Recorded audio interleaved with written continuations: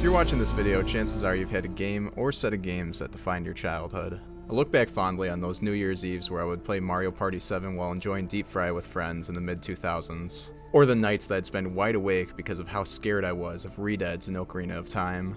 Or wonder how the motion technology in Wii Sports kept me so captivated that I'd play until I'd be sore in the morning. We all have games that we look back to that seem to be part of us just as much as any other life experience or event. The most significant game that influenced my teenage years that I remember back to has to be Valve's Left 4 Dead series. I always look back to trying to beat expert campaigns with my friends on split screen, watching achievement hunter videos on how to finally get that gamer score I spent so much time grinding for, and just sitting back having some fun killing zombies with my friends. When Back 4 Blood was announced, it had already been a decade since that time. I was hyped to finally get my hands on the spiritual successor to a game that I loved back then. And well, it released, I guess. While being a decent game, it failed to capture the magic that the original Left 4 Dead series brought to us. So what happened? How did this game with the same devs, same ideas, and new spin spiral into this mess that we think of it today? What was it about the original Left 4 Dead series that made it such a staple of gaming that's still beloved to this day, while Back 4 Blood sits forgotten, failing to replicate a classic? Well, let's start at the beginning. Since it isn't super important to the video, I'm just going to do a brief rundown of the history of Left 4 Dead. I'm mostly going to be talking about the gameplay experience and environmental storytelling that the game gives to you, since it's generally how the average player engages with the game. While it is interesting to delve into things that went on behind the scenes that affected development, it's just not what I'm going to be focusing on throughout this series. Left 4 Dead originally started as a mod of Counter-Strike, named Terror Strike, with the terrorists running at you with knives that became a proof of concept for a new game. Eventually it got greenlit by Valve in the mid-2000s and was released in 2008 as the game we all know and love. There were two main concepts central to this game. One of these concepts was replayability. Almost every element of the game revolved around this one concept. How much time was spent in cutscenes relative to gameplay? What items spawned where? How was the level laid out? These were all questions that were essential to how much the player would engage with the game in the ways that the devs wanted. So how would they do that? Well, cutscenes were pretty easy. Just don't have them. Or if you do, just make sure they're short and to the point. Done. But the other questions were a bit more complicated. If the same enemies and the same items always spawned in the same spot, you wouldn't really have any variety in the gameplay loop since you always knew what to expect when, which would get pretty boring and repetitive. The answer to this was the AI director. Were you doing well? No health pack spawns. In fact, a tank spawn sounds a lot better actually. Were you struggling? It just so happens that you came across a health pack spawn just when you needed it. The AI director became the mechanic that made Left 4 Dead what it was. All the stories of you getting knocked from your throne as things were looking good, or finding just the right break before you were set for ruin, were all because of this one part of the game's code. The next concept was teamwork. Just as much as being replayable, they wanted players to have to rely on each other to get ahead. First off, the common infected. How can you make an enemy that just exists to be shotgun fodder force teammates to rely on each other? That mechanic was the lowering of movement speed. As soon as the infected started hitting you, your movement would grind to a halt. You couldn't ignore the zombies clawing at your back for any significant amount of time now. There was no rushing through the level by yourself. You might even need a teammate to step in if enough were on you.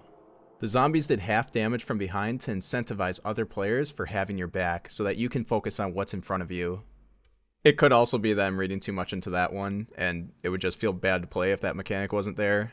Next was to create enemies that would force players to need help or give help to other teammates.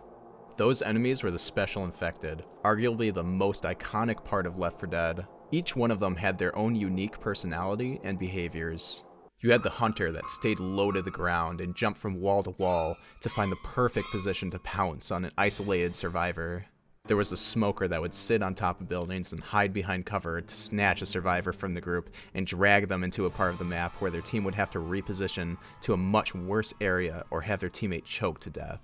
Or the boomer that, while not able to incap people directly, would be able to mess with the vision of players and make them the target of the common infected nearby, requiring coordination to kill them if they got too close, since it would just explode if it died. If your teammate was vomited on, it was your responsibility to cover them while their vision was impaired and the horde was set upon them.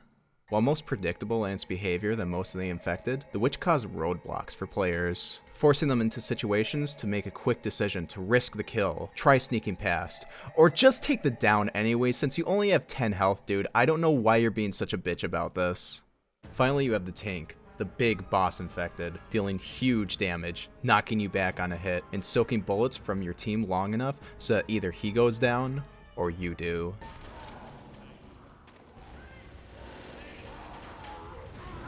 Got him.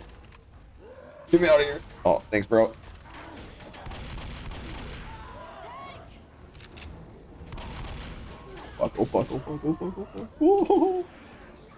The last part of teamwork was the items available to the players.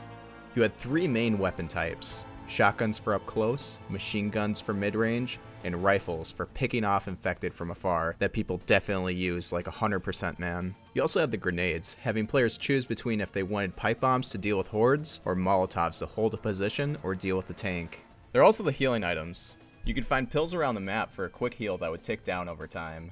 There was also the health pack that would heal 80% of your missing health rather than a flat amount to incentivize players to use it on the teammates that were most injured. As for any game, there needed to be maps that would put the player into situations where they would have to engage with all of the mechanics. A witch wouldn't be scary in an open field, a smoker wouldn't be threatening in an enclosed area, and the hunter wouldn't be a huge issue if there weren't line of sight blockers for them to isolate survivors behind. There needed to be events on the map that would force players to hold a position or push through to the next objective, giving them a variety of situations where they either have the advantage against the infected or the disadvantage. So let's go through the entire game, chapter by chapter, campaign by campaign, and let's see what this game can teach us about why it was so iconic. I'm also going to be going through the campaigns in release order to see if there were any lessons or design changes that the devs decided to make after players had played through the first batch of campaigns.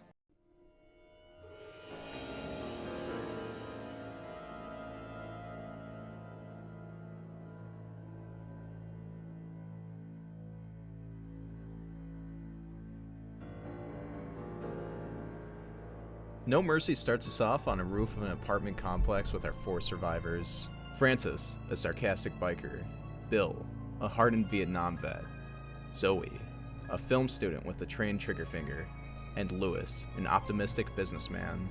A helicopter flies by, giving you the instructions to go to Mercy Hospital for rescue.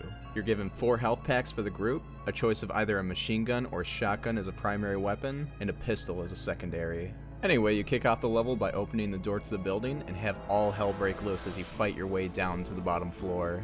You move your way down the alley, through the street, while not forgetting to set off the car alarm on your way down to the subway station. In the next level, we jump down from the safe room and fight our way down the escalators in the station. You fight up the stairs where it seems a bit too quiet. A tank or witch usually spawns here, having you take them down before the game rewards you with tier 2 weapons either at this spot or the spot up ahead. You really feel the danger in this part. The red lights, the busted train cars, and the graffiti lining the walls really give the feel that this station was once a busy hub where people moved from place to place and now sits abandoned by humanity and in the hands of the infected. After surviving the station, you move your way to the generator room, where the game introduces you to your first crescendo event.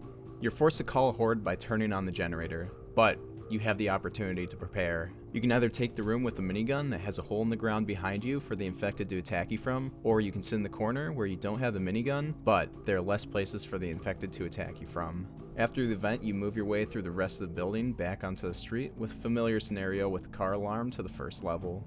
The third level starts off with our survivors in the back alleys of some warehouses, with the game showing you Mercy Hospital in the distance. You're brought to the parking lot of a gas station, where starting the scissor lift brings you to the rooftop while calling a horde. After fighting your way in, you move your way forward through the warehouse and down a ladder to navigate the maze that is the city's sewers. After making your way up and through the manhole, you arrive at Mercy Hospital. Mercy Hospital has you moving through the twists and turns of the medical facility all the way up to the elevator, where you fight through the infected until it arrives, taking you up to the treacherous, unfinished top floor and the safe rooms shortly after. The finale starts you off in a hallway on the top level where you move up through the part of the elevator shaft that's under construction, serving as the perfect ambush spot for the infected.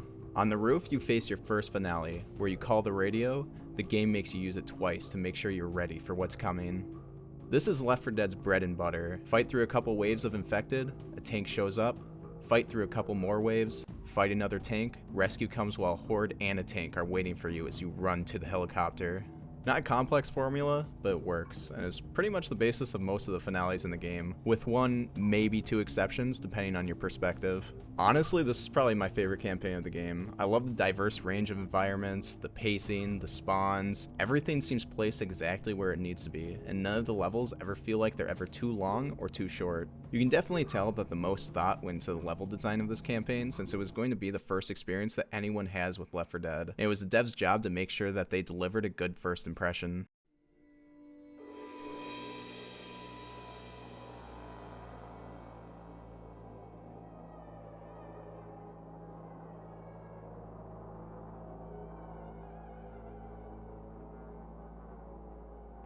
In Death Toll, we find our survivors driving to a broken bridge that they can't get past by car, so they gotta go the rest way on foot. You get your starting items and make your way around the bridge and through the abandoned tunnel. And propane accessories.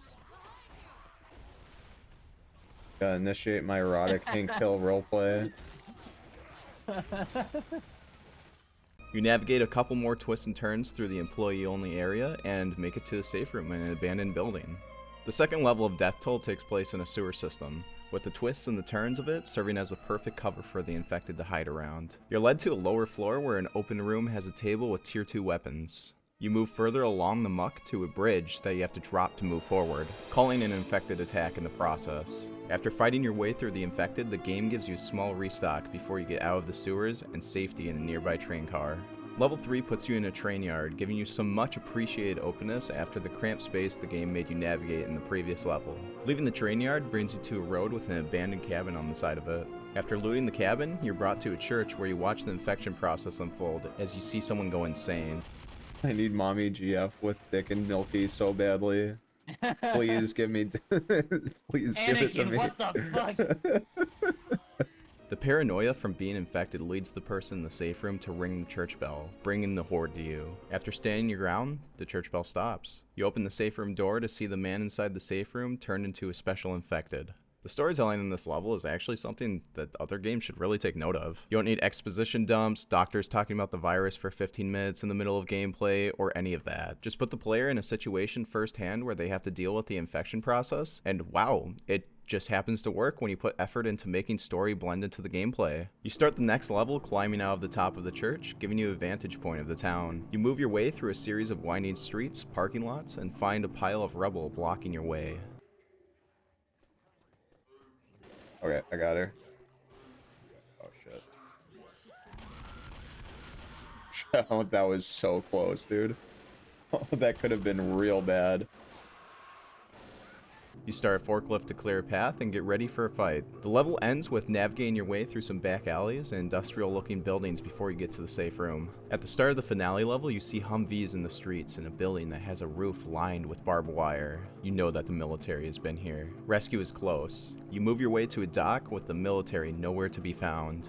But there's a radio offering help to anyone that would pick up. It's time to hold your own until help arrives. You struggle your way through waves of the infected, the boat gets there, and you've survived Death Toll. What I like about Death Toll is the step up of the environmental storytelling. Now that No Mercy showed you how much of a threat the infected are and how they behave, this campaign does a lot of the storytelling through its gameplay and environment.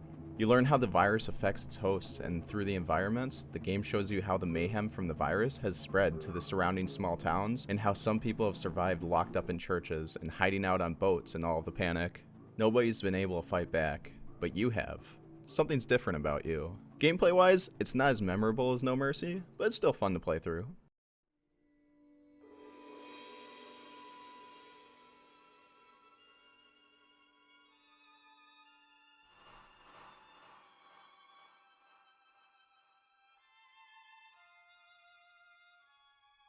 Dead Air kicks off in a greenhouse with a plane flying overhead. You decide to follow it to the airport and start moving. The game is nice enough here to give you some pipe bombs and Molotovs to start off with. Moving your way over the rooftops, you see the destruction that has unfolded in the city, with smoke in the distance from buildings being up in flames. You find your way through some buildings that are built really close together, like dangerously close.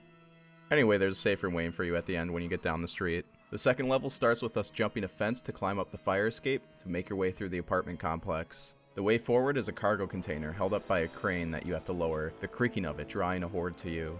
After holding out, the way forward is over the roofs through an office building.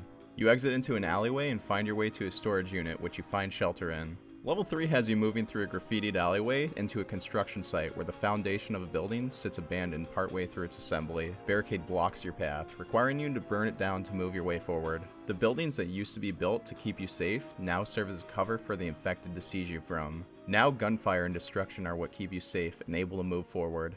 Across the street, you find a power grid that blocks your sight, only letting you hear the growls and groans of the infected behind the structures.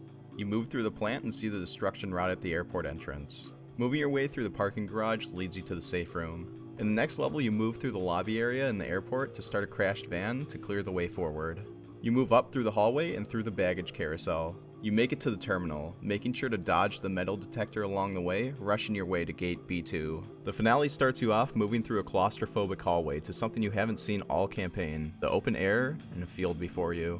Your hopes of rescue are instantly dashed as the plane crashes into the ground. Luckily for you, there's a plane nearby, with somebody that needs fuel and can take you with them. You hit the lever and get ready to make your stand to get out of here. After you fight through the infected's attacks, the cargo hold door opens and you make your escape. Thematically, Dead Air is my favorite campaign of Left 4 Dead 1.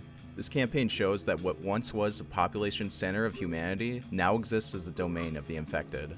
The apartment complexes where people used to live have now become hives for the infected. Construction sites and power grids that once created homes and powered cities now exist as concrete jungles inhabited by mindless monsters. And the airports where people once moved from city to city, country to country, culture to culture, served as the hub for the infection to spread.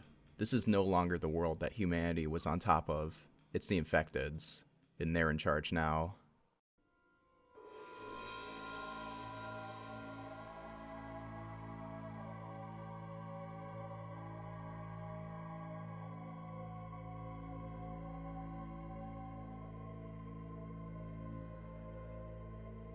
Blood Harvest starts with a group of survivors camped out in the woods, looking for a military outpost. Now out in the forest, pushed from the city to the edges of civilization, it's time to get going.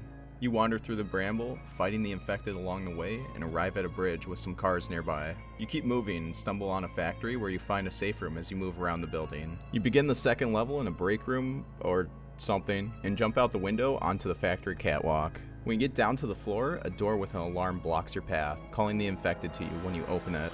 You move through the factory to a train tunnel, leading to a safe room.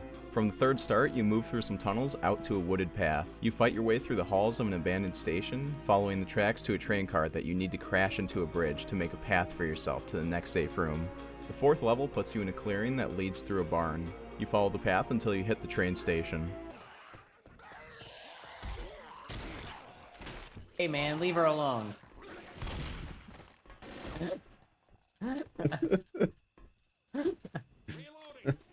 Nearby, there are some houses built on pretty shaky foundation that you need to get through. It's a close quarter space, giving the infected an edge as you move through it to the tracks, where you see a sick ragdoll in the next safe room. In the finale, we walk down the tracks and climb our way over to a wheat field with a radio playing a broadcast for rescue. It's from the military. There's a cabin full of gear for you to fight your way until rescue. An armored vehicle shows up after that second tank you killed, bringing you to rescue. Thematically, there's not a whole lot going on this campaign other than showing that humanity has been pushed to the edges of society, with the military hanging out in pretty much the middle of nowhere. While there's a lot of wide open space in this campaign, it's balanced out with a lot of cramped tunnels and line of sight blockers, making what would normally be safe terrain a dangerous trek. But in certain parts, Left 4 Dead starts to show its flaws. If you get a lot of wide open space while having distance between you and the infected, it starts to be a lot harder to be challenged by the game, since the only crowd control has like no health and can be picked off really easily in these situations.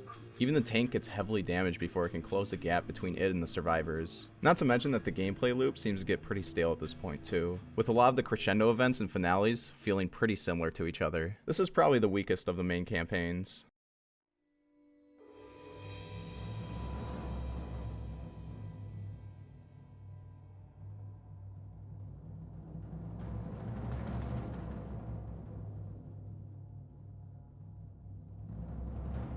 Crash Course is the first DLC map of Left 4 Dead and takes place right after No Mercy, after the pilot turns, crashing the survivors in the middle of a town. You move through some side streets, killing infected along the way. You move through a warehouse and more streets in another warehouse. Yeah, they just kind of use the same thing twice there. After moving forward, there's a highway that brings you to a bridge that has an artillery gun for some reason. Why?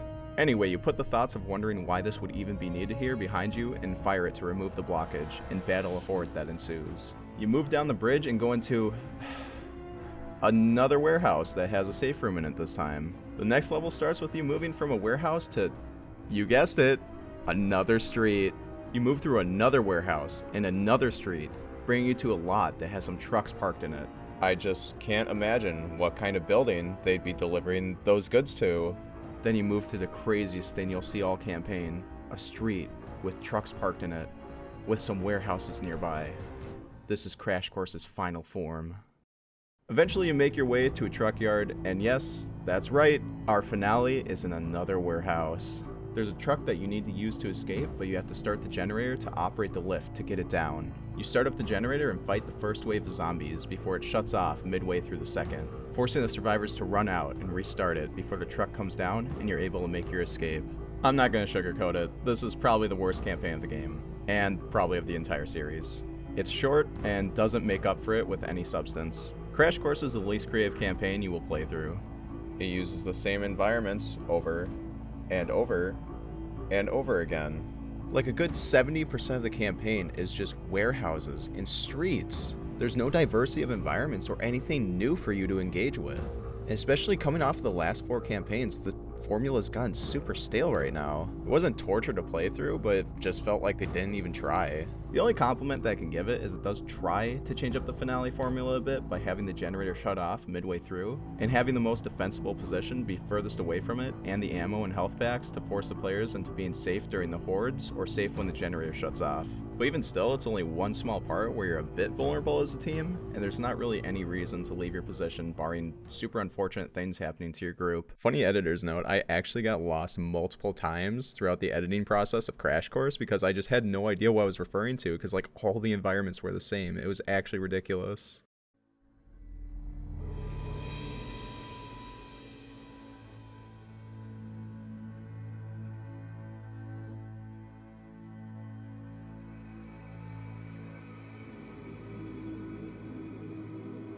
The Sacrifice was actually released in 2010, post the release of Left 4 Dead 2, after players were wondering what happened to Bill in the passing when you met the original survivors. The Sacrifice tells the story of what happened between Blood Harvest and when you meet the original survivors in the passing. It was also released alongside a comic that gives a detailed story of everything that happened as soon as the group was rescued by the military, all the way to the end of their journey. It's definitely worth the read if you're even somewhat invested in the characters and the story of Left 4 Dead. You get the backstory of the 4 survivors, and it gives their characters a lot of fleshing out. Our campaign starts at a train station after escaping the military outpost. You move around some buildings with some explosive barrels over in the alleyway for some reason. At least they're not artillery guns. You continue your way through the town until you get to a boatyard with a cargo container that's blocking the way. You hear the growls come through the door as you open it. A tank and a horde spawn at the same time. This is definitely one of the rougher crescendo events. After beating down the tank, you move through the train yard to a safe room inside of a brick factory. Outside of the factory brings us to a huge brickyard over by the lake. You're brought to a small wooded area with an office building nearby, walking through that to some streets. You arrive at a body of water with a sunken ship in the middle of it. To break the storytelling a bit, getting a tank here was really cool since I wasn't able to find my way back up in time and didn't have the option of lighting him on fire since, you know, the water thing. So we had to stand our ground while he ran at us. This was a pretty awesome situation and wasn't anything scripted. It was just something that naturally happened. And it's so much of the charm of what makes Left 4 Dead Left 4 Dead. Anyway, you move past the structures sunken into the ground through to a cement mill, where a conveyor belt that you can walk across sits at the top of a pile of gravel. As you climb up, crows fly overhead, alerting the infected to your location. You move your way over a boat and more sunken structures to jump a fence over to a street that leads to a garage safe room. Here it is, the finale. You move your way through the back alley and through a warehouse to a small town. 3 generators are all that stand between you and freedom. However, each one that you start spawns a tank. You wait until the bridge lowers to press the button to raise it. But there's a problem. The generator shut down. Someone has to go down to restart it, and there's no clear way back up. As you start it again, you're hit by a tank's rock and go down so that your team can live.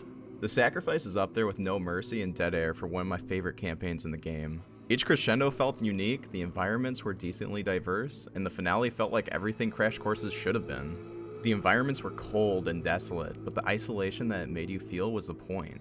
The empty streets, the wide open ocean, brick and cement factories, nothing much was happening in this town before the infection. There's nothing special about it, dull and boring, and now it serves as your only salvation from the infected. The game makes you feel alone and anxious, preparing you for something bad that's going to happen soon. The Sacrifice is the perfect mix of the variety and pacing that was present in No Mercy with the thematic components that I liked about Dead Air. So that was the end of the campaigns in Left 4 Dead, but not its content.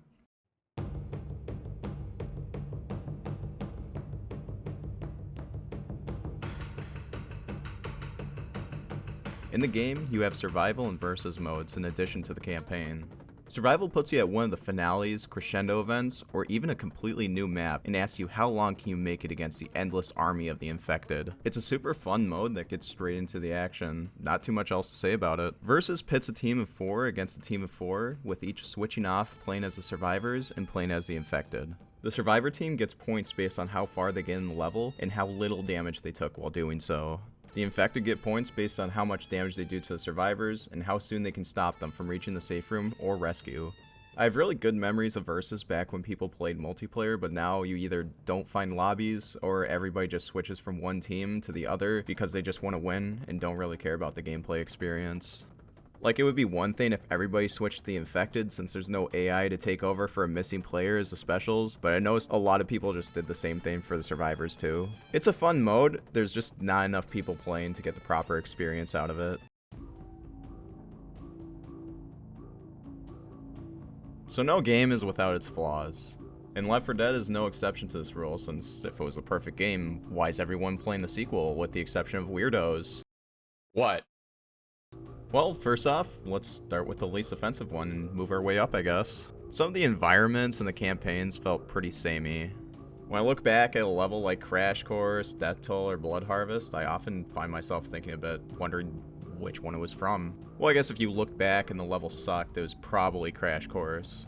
Okay, maybe that wasn't the least offensive one. But the color palettes and environments used in all three consisted of a lot of blues and grays, giving a really similar feel to all of them. So, we can't talk about the bad things in Left 4 Dead without at least mentioning the AI. When you're standing still in a certain spot, the AI is great and does its job. However, the game is certainly not all that. There are tons of times where you just get grabbed by infected and the AI just does not comprehend that it is possible to shoot the smoker, or that you can actually climb up the building during the No Mercy finale, or that you can, walk through the fire to the safe room and not keep walking back and forth into it. Nice. Oh my god. Oh my god, dude. Come on. AI, please. He's so retarded. The AI does its job for the most part, but man, it can get frustrating sometimes. The next was a tank and the special infected balancing and behavior. The special infected felt like they had a few weaknesses that just weren't really compensated for by other special infected. If survivors were grouped up together, it felt like the infected didn't really have a good way of dealing with that.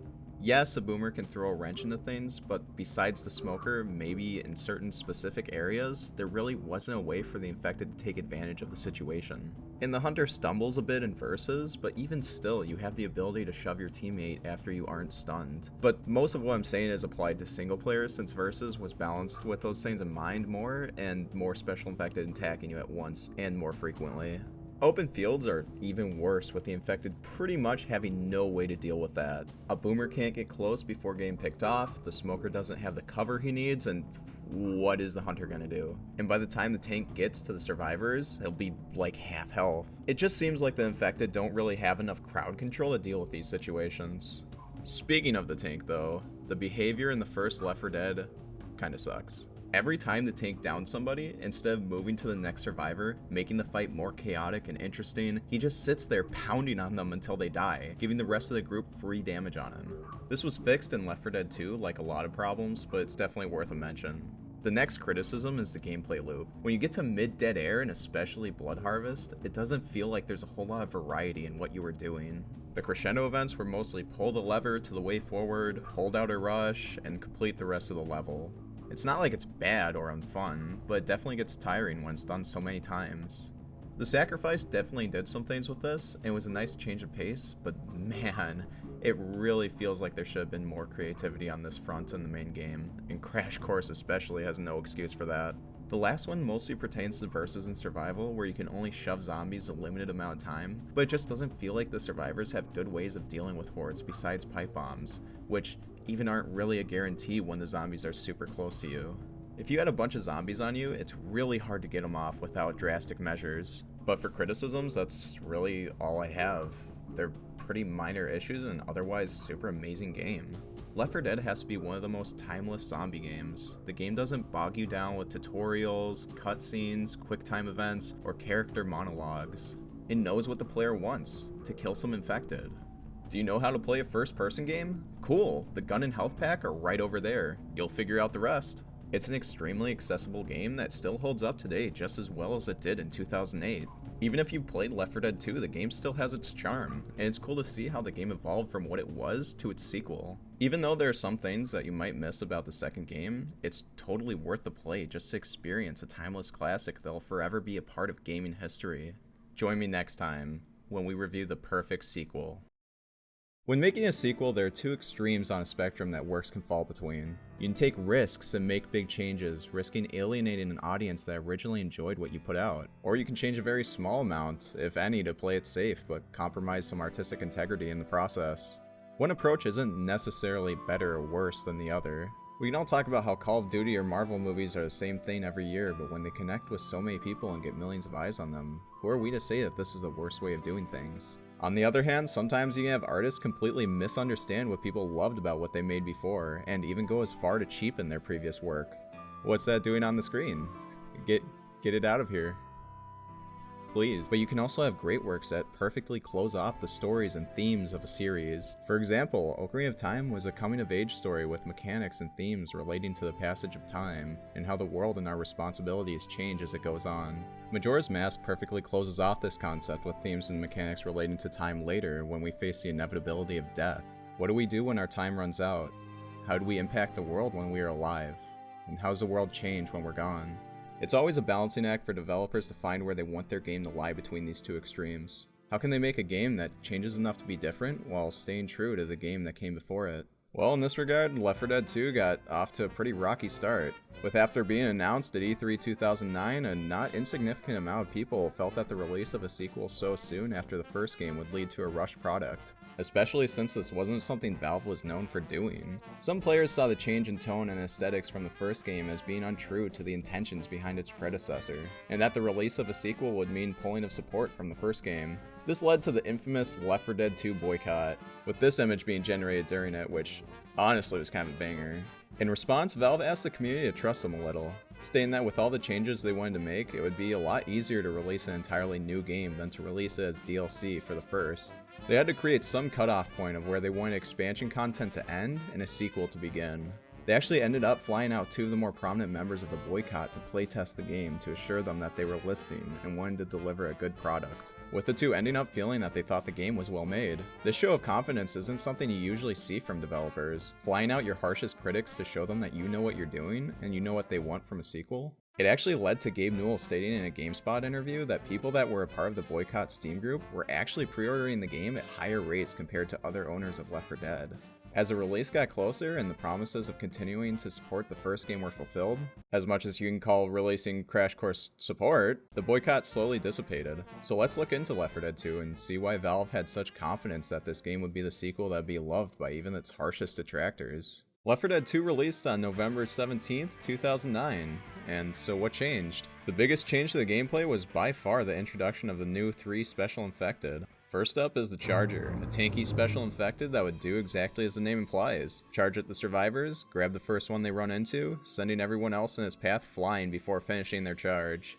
They then slam the person grabbed into the ground until the Charger is killed, or the survivor is. What's different about the Charger is that they're totally immune to being shoved and have to be killed or stumbled by an explosion to get them off of somebody. There was also the introduction of the Spitter, which also doesn't have a name that leaves much to the imagination. The Spitter spits acid at the survivors, creating a pool of acid that does damage over time, where when employed properly can block off paths, move survivors out of a certain position, or be used when a survivor is being grabbed by another special infected or incapacitated to deal extra damage. Oh, I'm fucked. I'm so fucked. Lastly, you had the jockey. The jockey would run at a survivor, hopping on them and riding them away from the group. Unlike other special infected, as soon as the survivor was in cap, the jockey would actually get off of them, since you know the not being able to stand thing. There is also the introduction of wandering witches during the daylight campaigns. These witches cover their eyes and walk around, not being angered by flashlights, since the sun is shining all around them. But the wandering witches have the potential possibility of coming around at a time when you don't have anywhere to go to avoid her, giving you less control in some circumstances when she shows up. A new class of infected was also created, the uncommon infected. These would spawn in certain campaigns or levels. These enemies weren't super difficult to kill or anything, but they did add fun little tweaks to the gameplay every campaign. The most significant change on the survivor side were the new secondaries, specifically the melee weapons. The melee weapons offered much needed close range versatility for the survivors, coming in clutch when you had a horde coming at you and needed to push through. There was also the introduction of the chainsaw that would deal a ton of damage in melee range, but would run out of gas over time, leaving you with just a pistol when you ran out. Speaking of pistols, in addition to the return of handguns from the first game, you had the Magnum pistol that had a lower magazine capacity, but would deal a lot more damage, making it super useful for expert runs since it would one-shot common infected at range without using ammo. The new secondaries gave options to have different playstyles within the group. You could use the melee weapon to cover your bases up close if you were using an assault rifle, the Magnum pistol if you were using a shotgun to give you some range, the chainsaw if you were using rifles and things got a bit too spicy when a horde got to you or a smoker shows up, or the pistols if you decide you don't want to have fun. You also had the introduction of new primary weapons as well. For the shotgun category, the Chrome and Combat shotguns offered more accuracy, fewer pellets, and a smaller spread than their counterparts that were brought over from the previous game. With rifles, you had the introduction of the combat rifle, which was slightly less accurate than the hunting rifle, but had double the ammo capacity. In the machine gun category, you saw the silent submachine gun, boasting less accuracy but higher damage than the unsuppressed submachine gun from the first game. You might say, that doesn't really make sense. So the assault rifles introduced the desert rifle that did slightly more damage per bullet than the M16, but was burst fire and had lower DPS. It also had the highest accuracy of all the tier 2 machine guns, as well as the highest magazine capacity at 60. The godly AK-47 had a low fire rate, low accuracy, and 40 bullets per mag, but had significantly more damage per bullet and the highest DPS of all the assault rifles if used properly. There was also the introduction of special weapons and attachments with the grenade launcher and laser sights. The grenade launcher created an explosion that would stumble anything it didn't kill with the exception of tanks or chargers, and couldn't have its ammo replenished. The laser sights improved the accuracy of your weapon, but were hard to come by, and sometimes you would find them when you had a weapon you didn't really care for. But one thing that's cool about the game is that it kind of forces you into that decision to either use a weapon you aren't crazy about that has increased accuracy, or ditch it for a weapon you like more, which is a cool way of nudging players into experimenting with other weapons and playstyles. You could also find explosive and incendiary ammo around the map that would take up your health pack slot, and could be deployed to give each team member a mag of the ammo of the type that you picked up. There were also some minor balancing changes for ammo capacity as well. Shotguns went from having 128 shells in reserve to only 90, since in the first game you would pretty much never run out of ammo if you had a shotgun. This change was probably for the better. There was also the increase of reserve ammo for SMGs from 480 to 650, I guess to balance out the high fire rate, but even in Left 4 Dead 1 I never really noticed this being a problem. Next up is the introduction of the new items. In addition to the incendiary and explosive ammo, you could also find defibrillators that would take up the health pack slot, but would allow players to revive dead teammates. In the pill slot, you had the adrenaline shot that gave half of the temporary health that pills did, but gave you a movement speed boost, stopped you from being slowed down by being in water or getting hit by common infected, and allowed you to take actions faster, such as pouring gas cans, reloading, or healing. However, during this effect, it can be hard to hear which direction a certain sound is coming from as your senses tunnel. They can also be passed from player to player, just like the pain pills. For the grenades, the bile bomb was introduced, drawing the infected to where it was thrown, and even making them attack any infected hit by it initially. You're the boomer now. There were also some improvements to the AI director, with the devs increasing the amount of things that it could do. In addition to having more items and infected to pick from to spawn in certain places, the AI director could also change level layouts as well. In certain levels, the AI director would change the path through which the players would navigate or block off certain sections entirely, adding extra replayability to the levels. Lastly, the other game modes such as survival and versus were back. There was also the introduction of the new scavenge game mode, where you would fill up a generator with gas cans while the enemy team tried to stop you. Realism mode was added to the game as well, where character outlines were disabled, item outlines only appeared when you were close, the witch instantly killed, and there were damage penalties based on where you shot the zombies if you wanted an extra challenge added to your game. So that was pretty much all of the changes, other than removing the tank's hair. Oh my god! So let's take a look at the campaigns and add-ons that Left 4 Dead 2 has to offer to see why Valve had such confidence in their end product and what we can learn about what makes a sequel. While the intro sequence to Left 4 Dead 1 was a full scene introducing you to its mechanics and characters, the introduction to the second game is cut up like a movie trailer, introducing you to its characters, new mechanics, and previewing the ride that the game is about to take you on. The intro starts with Coach leading the group to an abandoned store, with him reading a government order while the rest of the group searches through the place. The scene cuts to Nick immediately taking advantage of the situation to open a register, which clearly appears to be not the first one he's gained access to.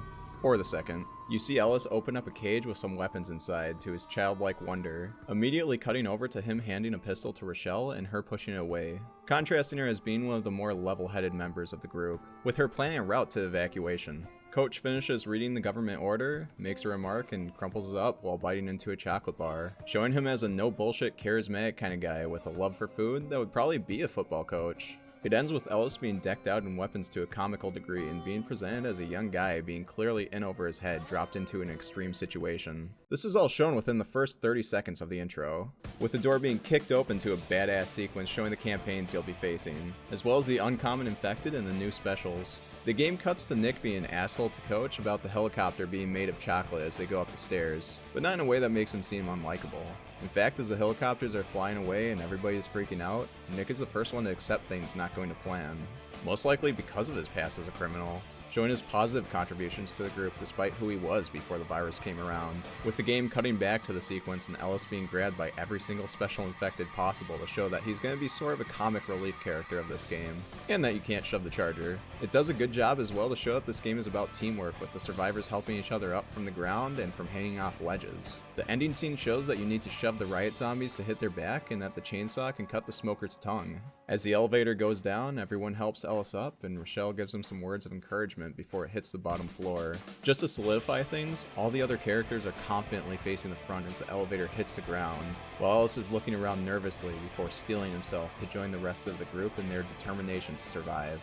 The opening manages to pack so much about the game and their characters in the less than 3-minute runtime, and gets you hyped for what you're about to play while doing so.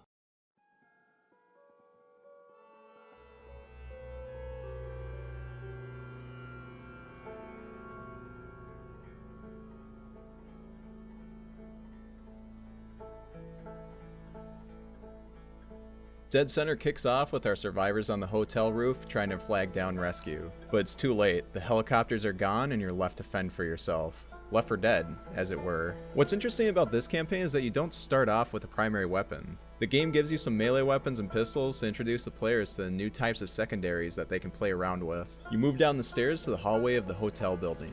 The structure of this level is designed specifically so that the new special infected can shine. The long halls are there so that you have no room to avoid the charger besides ducking into a side room if one is even nearby.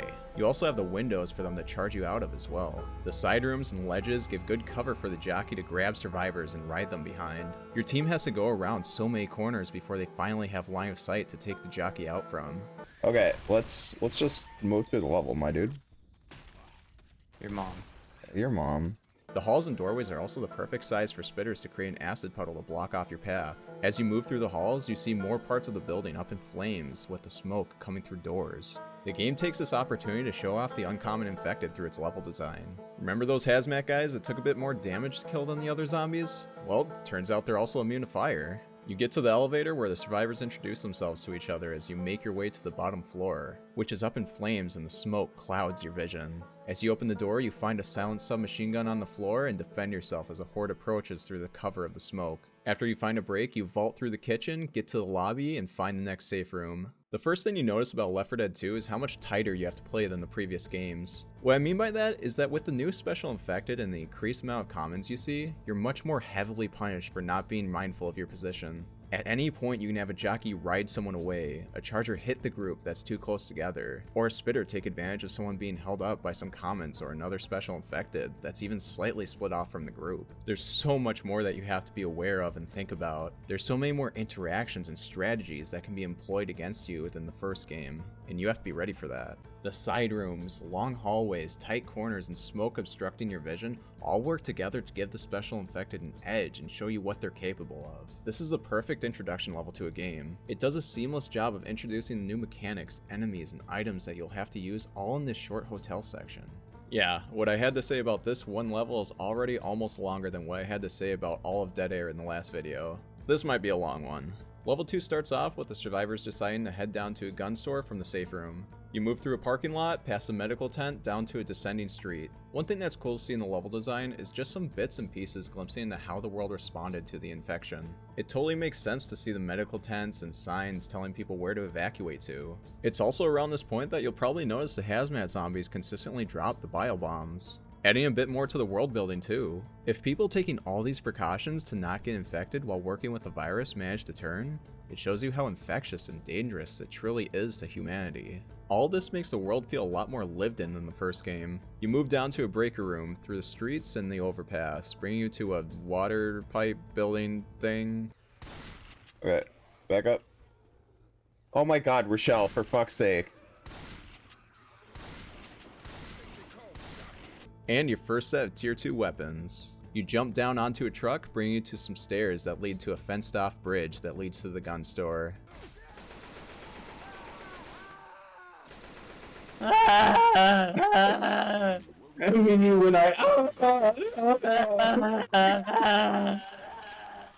Oh my god, he's put out in the voice chat for that. You talk to the gun store owner, and he says he'll give you the guns and clear a path to the evac station in the mall in exchange for you grabbing cola from the store for him. In this part, the game lets you experiment around with all the new guns and items that you can find through the game and gives you laser sights as well.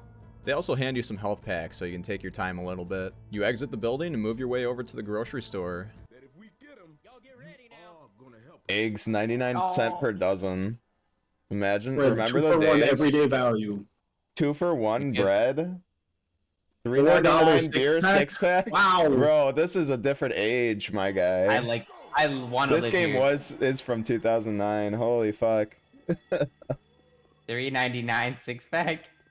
As you open the doors, the alarm goes off, having you rush to the store to grab the cola and fight your way through the hordes of infected. You deliver the cola through the door slot, and the shop owner blows up the truck in the way. This is definitely one of the more ridiculous crescendo events, and I think that's pretty intentional. The game wants to start letting you know that this game is going to take a bit of a tone shift from the first game. Left 4 Dead 2 is going to take itself a bit less seriously than Left 4 Dead 1 did. While it might turn away some of the players that liked the first game for how somber it was, the shift in tone allows the devs to be a bit more creative with the kinds of crescendo events they implement, and be a bit wackier with the kind of scenarios they put you into. After the way is clear, you move past some more medical tents and to the mall entrance. At the start of the next level, the survivors comment on how quiet it seems at the mall where there's supposed to be a CETA evac. You move through the barricaded up lobby, up the escalator, and through the gate. You take some more escalators down through a food court area up to the back rooms. No, not those. At this point, depending on how the AI director is feeling, you can either be led to the bottom floor or a toy store a floor up. Moving through the door or breaking the glass in the case of the toy store spawn sets off an alarm that you have to run to stop the hordes. After fighting your way up to the top floor, you hit the switch and stop the alarm, just like you should hit those like and subscribe buttons. You move through some more back rooms, down to an area in the mall that's under construction, and up the stairs to the safe room. This level felt a bit dull and repetitive, but it's also a good way of leaving the player to their own devices after introducing all of the new enemies, items, and mechanics that they'll be dealing with in this game. A nice big area to play around in that's not too complicated. Or it's just a boring level, you can kind of take your pick on that one. The last level starts you moving through some dimly lit hallways to the atrium, contrasting with the sun shining brightly through the windows, giving a small sense of relief from being stuck in that dark mall of the last level. This sense of relief is short-lived as the survivors discuss their options forward and settle on gassing up the Jimmy Gibbs stock car and driving out of the mall to New Orleans. You also see Ellis's mechanical knowledge come in here as he knows about how the car show set up these vehicles and suggests the idea initially. This is where you encounter the new finale of grabbing gas cans and filling the thing as infected go after you. What's new about this type of finale is that you set the pace of it. It can either be finished before you get the first tank, or it can be full on endless waves if it takes too long to get the gas cans, or you make the mistake of accidentally shooting them, having to go back and grab more. It's a fun spin on the finale formula and adds variety to the gameplay of Left 4 Dead.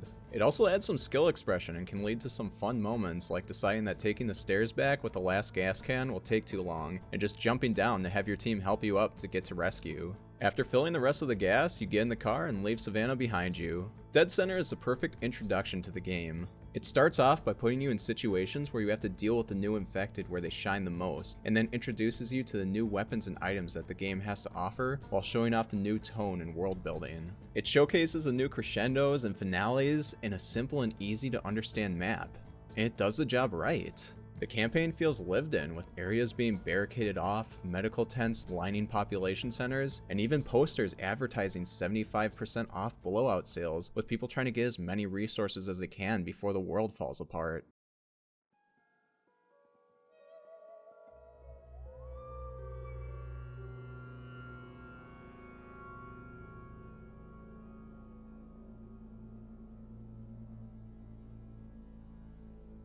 Dark Carnival takes place after Dead Center, with the survivors driving up to a highway blocked with vehicles and have to leave Jimmy Gibbs' stock car behind to walk the rest of the way. You weave in between cars and move along a road, bringing you to an underpass. I love the interstate. The in-between states. The intrastate. The inside of the state. Man, I love living inside of states. You move over the advertising board to a motel where you restock a bit before heading down to the gully. Oh my god, can we not troll each other right now? It appears as though I don't have a choice. I'm fucking dying. You threw a propane tank at me. What the Bruh. Well, What are we always gotta doing? shake it, Reed. Walking down the river brings you to a hill that leads to a safe room in the Whispering Oaks theme park, with the classic alarmed car at the end. He's gonna shoot the fucking car, I know he is. He fucking shot the car. He crouched so he had better aim, so he could shoot the car more efficiently. I love how this level manages to make a seamless transition of so many environments. It completely makes sense how the highway moves into the cheap motel built right next to a gully, which leads to the river, which leads to the theme park. It all works so well and comes together and makes such a good first level. Level 2 starts off at the gates of Whispering Oaks. Bro, like, don't give me cock, like, don't do that. Don't do Left 4 Dead that. 2 Freaky Edition. Gone sexual. No, don't give me cock. No, don't Dude, bust it down stop. sexual style. Don't be goated with the Okay. sauce. Don't stick now out your it's- yacht for the Rizzler. Okay, now it's weird. Moving through some stands past a shooting range that you can actually play. There are also clowns that you can find in this level that will bring infected around them to their position with their shoes squeaking. You find your tier 2 weapons on a table over by the concessions and walk through the storage building. You get the Jesus hand and walk down the ramp to Kittyland. Behind Kittyland, you find a back alley that brings you to the roof to the silly slide. You move to the merry-go-round that has to be started to get through the gate, bringing the infected to you. After rushing your way to the shutdown lever, you arrive at the safe room in the Tunnel of Love. Once again, super diverse level, well-paced, and cohesive. The third level brings you through the walkway to the indoor river. Look at that funky little guy. Look at him go. Yeah. Moving through the river leads to the maintenance room, where you drop down the hole in the ceiling back to the cramped tunnel. When you finally get out at the end, you arrive in an open area with a building and a truck that have some supplies in them as a helicopter flies overhead. The way forward is through the roller coaster, but when you start it, it sounds the alarm. You run along the tracks to get to the safe room. This is definitely one of the rougher crescendo events in the game. At any point, you can be charged off, pulled by a smoker, ridden by a jockey, stalled by a spitter, or even sometimes get a tank and can lose progress with even a small misstep. You can be very easily punished here, but if you know the spots where you're safer and the spots where you need to rush past that put you in a bad position, you can make it to the end and hit the lever without too many disasters. The 4th level starts with you at another fairground area that runs through the bumper cars. You make your way through more of the fairground and can actually stop to play whack-a-mole if you want. Past the benches and the tables, you find some barns that you run through and over the roofs to get to the gates of the entrance of the Midnight Riders concert. When you open the gates, you attract a horde before the doors open up. As they do, you make a mad dash to the end. No rope left behind. Oh, what the fuck? They spawned a witch right in the safe room. What the fuck? We're playing too well. If you don't rock and stone, you ain't coming home. Alright, get the fuck in the safe room. Bruh. The finale starts off at the loading area of the venue, with the survivors having the idea of starting the concert to signal the helicopter. As somebody that's worked as a stagehand, the starting area looks like a back area you'd actually see at a venue when you're loading in and out the equipment. Bro, Valve actually put a bathroom in this level. Did they predict Skibbity Toilet? The fuck up. I'm gonna block you. You get to the stage and hit the lights before you hit the button to start the concert. He's got the jerry can. Can we not do this?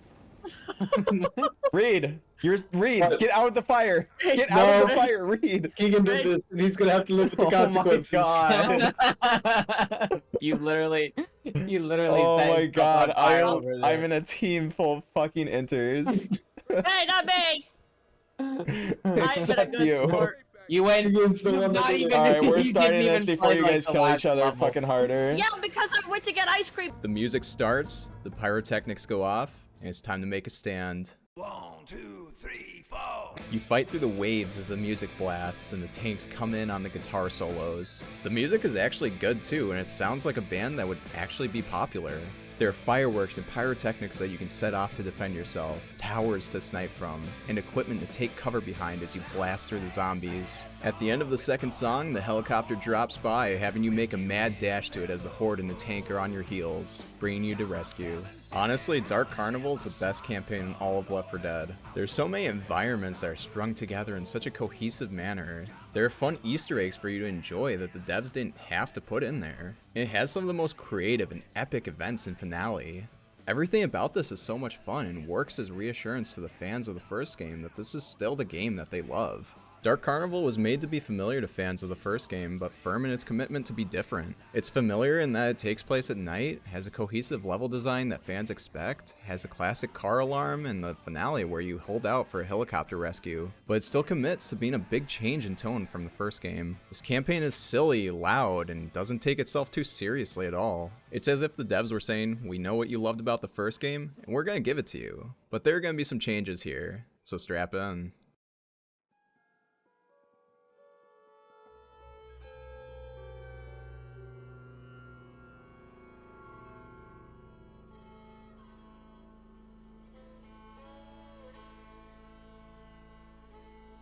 Swamp Fever starts off with the survivors camped out in a train car after the helicopter crashed when the pilot turned. Similar to another campaign that we are not going to talk about. Anyway, you move through the street and past the gas station to arrive at a shanty town over by the lake. I'm gonna keep that blood. The baby car replaces coach. You call the ferry and fight off the horde that's called while taking care not to be close enough to the water that the infected can throw you to the gators. When you get across the ferry, you come to a swamp with a wooden walkway path for you to follow lined with shacks. You learn that people have been resorting to living here in these conditions to escape the infection, but clearly, it didn't work. One thing that's interesting about these new environments is how it also changes up which items are good and how you need to play around them. You can light the tank on fire, but if he goes in the water, it goes out. You can fight him where there isn't water, but he can also punch you into the river and kill you instantly. To survive this campaign, you're gonna need to adapt to the environment. What the fuck? Oh my god. Alright, follow me. Oh Can I god. see this? Hell yeah. He's gonna fucking kill him. He's back. What the fuck? Come on. Watch out for the charger. Mega Snow! The baby car, get him quick. Here's it. My savior, the baby car. Let's go. Let's try the baby. Oh my god. shit. After going through the walkway, you move over some planks and get to the safe room. The second level starts off with you moving down a river up to a hill with more swamp. There's a dead pilot hanging from his parachute in a tree. At this point, you'll notice the mudmen that partially blind you on a hit. You move along some rundown shacks to a dock with some supplies on it, bringing you to a crashed airplane. When you open it, it flies off, bringing a horde to you. You move off the wing over to a big shack full of supplies, through more swamp, up to a road that leads to a safe room in the village. Oh my god. Alright. What the fuck?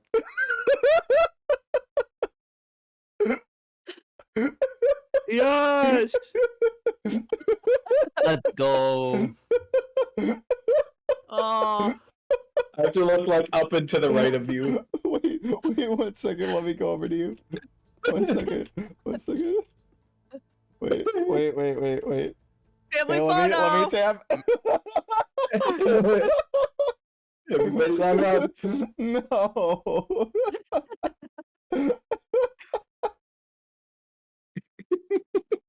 The third level starts in the village where the surrounding shacks hold some supplies that you can use before you head down to see a pile of corpses of the infected humans and animals.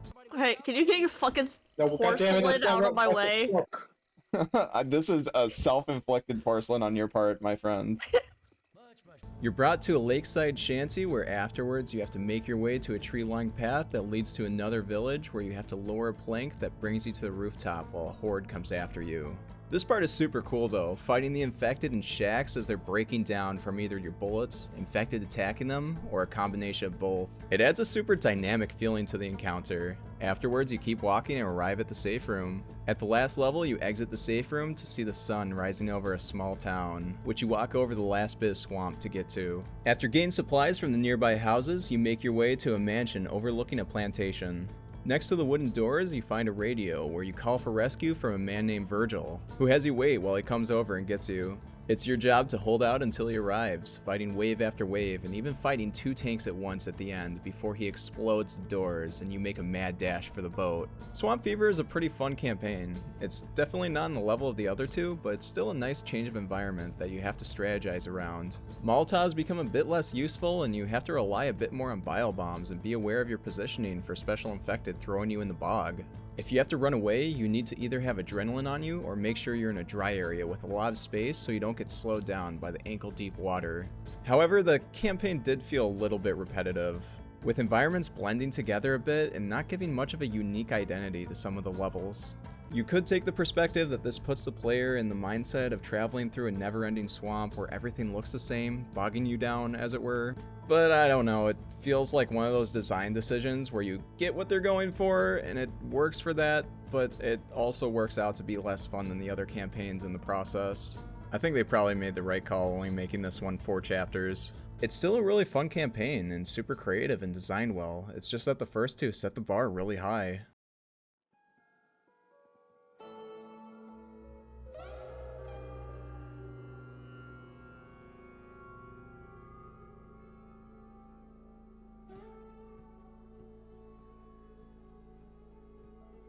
Hard Rain takes place right after Swamp Fever, with Virgil stopping to drop the survivors off to grab some gas for the boat. After he leaves, the group realizes that they also forgot the gun bag that had the flares to signal Virgil back with. It's a cute way to explain why you start this campaign with only a pistol, even though other campaigns don't really show why you only have basic equipment at the start. Over by the truck, there's some more guns and melee weapons before you go through the Burger Tank restaurant and follow the sign past the street. You move through the neighborhood, past the playground, and are brought to a garage sale with some supplies for you. Why do they have military weapons at a garage sale? Who knows? It's Mississippi, like anything happens down there. You'll also notice the construction zombies that are immune to pipe bombs because of their ear protection. Moving through the house brings you to a street leading to the safe room. The first level is pretty basic, but don't worry, it's not the only time you'll be seeing it. In the safe room, you're introduced to the main mechanic of this campaign. Usually the survivors will comment on how you'll be coming back through, so you have to be careful which supplies you take through the level, because they won't be there when you get back. As you exit the building, you see a banner warning you about witches, but you need the gas. so you move forward through to the sugar mill. You move through the yard under construction to the mill, which sits collapsed and in ruin, being exposed to the infected and the elements for so long without maintenance. You see broken walls and rubble all around. Something big definitely happened here. It's at this point, you're introduced to the main mechanic of this level, the insane amount of wandering witches all around you. You need to watch where you shoot, look where you're going, and probably don't throw pipe bombs blindly in the distance. You're brought to the more intact part of the factory, and about at this point, you'll realize that the ammo drops in this campaign are much more scarce than they were in others. You'll have to pay more attention to conserving the resources you have. This mindset that the game puts you in matches up perfectly with the rain that starts to roll in. The storm is coming, and you need to get ready. You move through the truck yard to the cold, concrete main building where you call a rickety old elevator to the bottom, bringing a horde to you. After getting off the elevator, the sugarcane field blocks your vision as you wander blindly through, staying away from the witches and the special infected waiting to ambush you in the process. You make it to the safe room. Now that you've grabbed the gas, you just have to make it back the way you came. That shouldn't be so hard, should it? You trudge through the now flooded sugar field up to the elevator. The storm has arrived. Throughout the level, you'll go through periods where the rain rolls in, impairing your vision and bringing a horde to your location. You know what probably damaged the factory now. When this happens, you'll need to find cover and get close to your team, but not too close. When you get down from the mill, you move through the ankle-deep water and up the silos that you passed before. You're brought back to the intact catwalks, which keep you less vulnerable than being down below in the water. One interaction that I got that was super fun was being dragged off the catwalk down to the water by the smoker as the storm rolled in, forcing my team to come down and protect me while fighting off a horde. One of my favorite things to see in games is when they allow different kinds of experiences to happen. I'm not ragging on scripted sequences that are designed to be epic and awesome, but there's something unique about a game that puts pieces in place to have certain events happen in certain ways. At this point, any number of things could have happened. It could have just been a boomer spawn. A horde could have not spawned at this point, but everything came together in just the right way to create this unique moment. This isn't something that the game made for you. This was a moment you had for yourself with the mechanics that were present throughout the entire game. This is what I love about Left 4 Dead. It doesn't force things, it just sets things up to happen or not happen, depending on the circumstances at the time. You move over some pipes to get through the factory, staying on the high ground to brave the elements. You move back through the construction zone, through the building, to the safe room that has your remaining supplies. You start the next level coming back to the flooded town, staying on the roofs to be away from the water as the hurricane rages on. You move to a porch light that you saw from before back to the garage sale. You move through the streets and the buildings, making your way back to the playground from before, finally making your way to the safe house. In the final level, the survivors come up with the idea of turning on the burger tank sign to signal Virgil. Wading through the water, you switch it on and get ready for the hordes to come as the hurricane ravages the small town that nature wants back. You hold your own until Virgil comes back and you make your escape. Hard Rain is runner-up for my favorite campaign in this game. Just like Dead Air and Left 4 Dead 1, I don't think I appreciated Hard Rain for what it was until I ran through it again for this video. Even though it uses pretty much the same two levels, it manages to deploy them in a way that makes it fresh and interesting each time you go through. In Swamp Fever, the game changed which items were good through the environment and the water all around, which Hard Rain does in the later levels, but also it does it in the sugar mill. You don't want to shoot your guns blindly or throw a pipe bomb in the wrong spot, since you might alert a witch or two. The infected become just as much part of the environment as the water and the rain itself, with the infected working with the storm to ambush you at your most vulnerable. This is classic man versus nature. Ammo spawns are scarce, resources are scarce, you have to be careful with what you take with you, and what you don't. You have to change your tactics as the storm becomes more intense and adapt to the environment. Taking cover when you can, fighting out in the open when you have to. The game makes this campaign feel like a trudge in the best way possible. It makes you feel like you're braving the storm and coming out the other side exhausted and relieved. It's such a good campaign.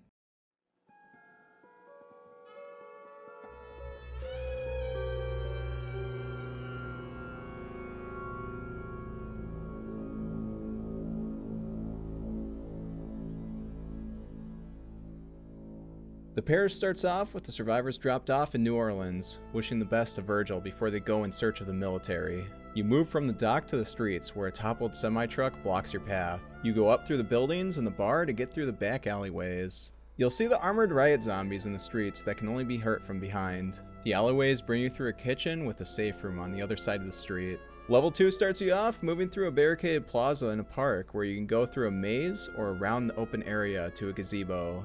You exit to the overpass and find bodies lining the street to a checkpoint area with a door that will sound an alarm without clearance from the tower. You open the door and rush to the tower to hit the lever, exiting the area to see suitcases piled up and body bags filling the sidewalk. You exit to a filled bus depot. Clearly the evacuation plan didn't work out. Down the alleyway is the next safe room. You start level 3 camped out under the highway, moving past a barricade to a small neighborhood. Then I go and download too many things, and then it breaks the game, and then I blame you. Download like 50,000 Gooner mods. Are they doing Dude, I'm telling you, My the kinda fucking say what you want about the Gooners, but they keep the Steam Workshop alive. Like, I'm telling you what's up. Like, Yeah, there would I be guess. no Left 4 Dead without the Gooners, my guy. We'd be in a sad world. When you explore the suburb, you move through some burned and ransacked houses and exit to a sewer at the end of the street. You wade your way through the water and climb up the manhole to see a yard filled with cars, most of them being alarmed to draw a horde to you. I like that. Don't climb up just yet. Oh, Yeah. I guess that was a little too late. said, hey, watch out for that. It's definitely a cool take on a crescendo event. It can be entirely avoided, or you could have a really bad time depending on how you play the game. You climb the ladder to a bridge where an ambulance sits with some supplies. You drop down and arrive at the cemetery, which has different layouts depending on how the AI director is feeling at the time. After navigating the maze, you finally make it to the safe room. Level 4 starts out with an aircraft flying over and bombing the city. You walk through the courtyard and are brought to a street, going through the restaurant down to an alleyway. When you go into the barricaded up building, you end up on the rooftops where you need to call a horde to move a float forward to create a path. You move through some barricaded buildings to the next street over and walk through the building down to the alleyway leading to the bridge safe room. The finale starts you at the bridge, calling the military over the radio for rescue, where you learn that you're immune. I mean, if that wasn't obvious already. They refer to you as a carrier and tell you that the only spot where they can rescue you is on the far end of the bridge. As you hit the button, the bridge slowly lowers in the most anxiety-inducing way possible before the steel ramp drops, and you make a run for it. While you're running, you see the crashed convoy of buses of evacuees and semi-trucks most likely filled with supplies. It doesn't seem like many made it out, but there's no time to think about that. You rush over the bridge, grabbing every bit of supplies that are easily within reach.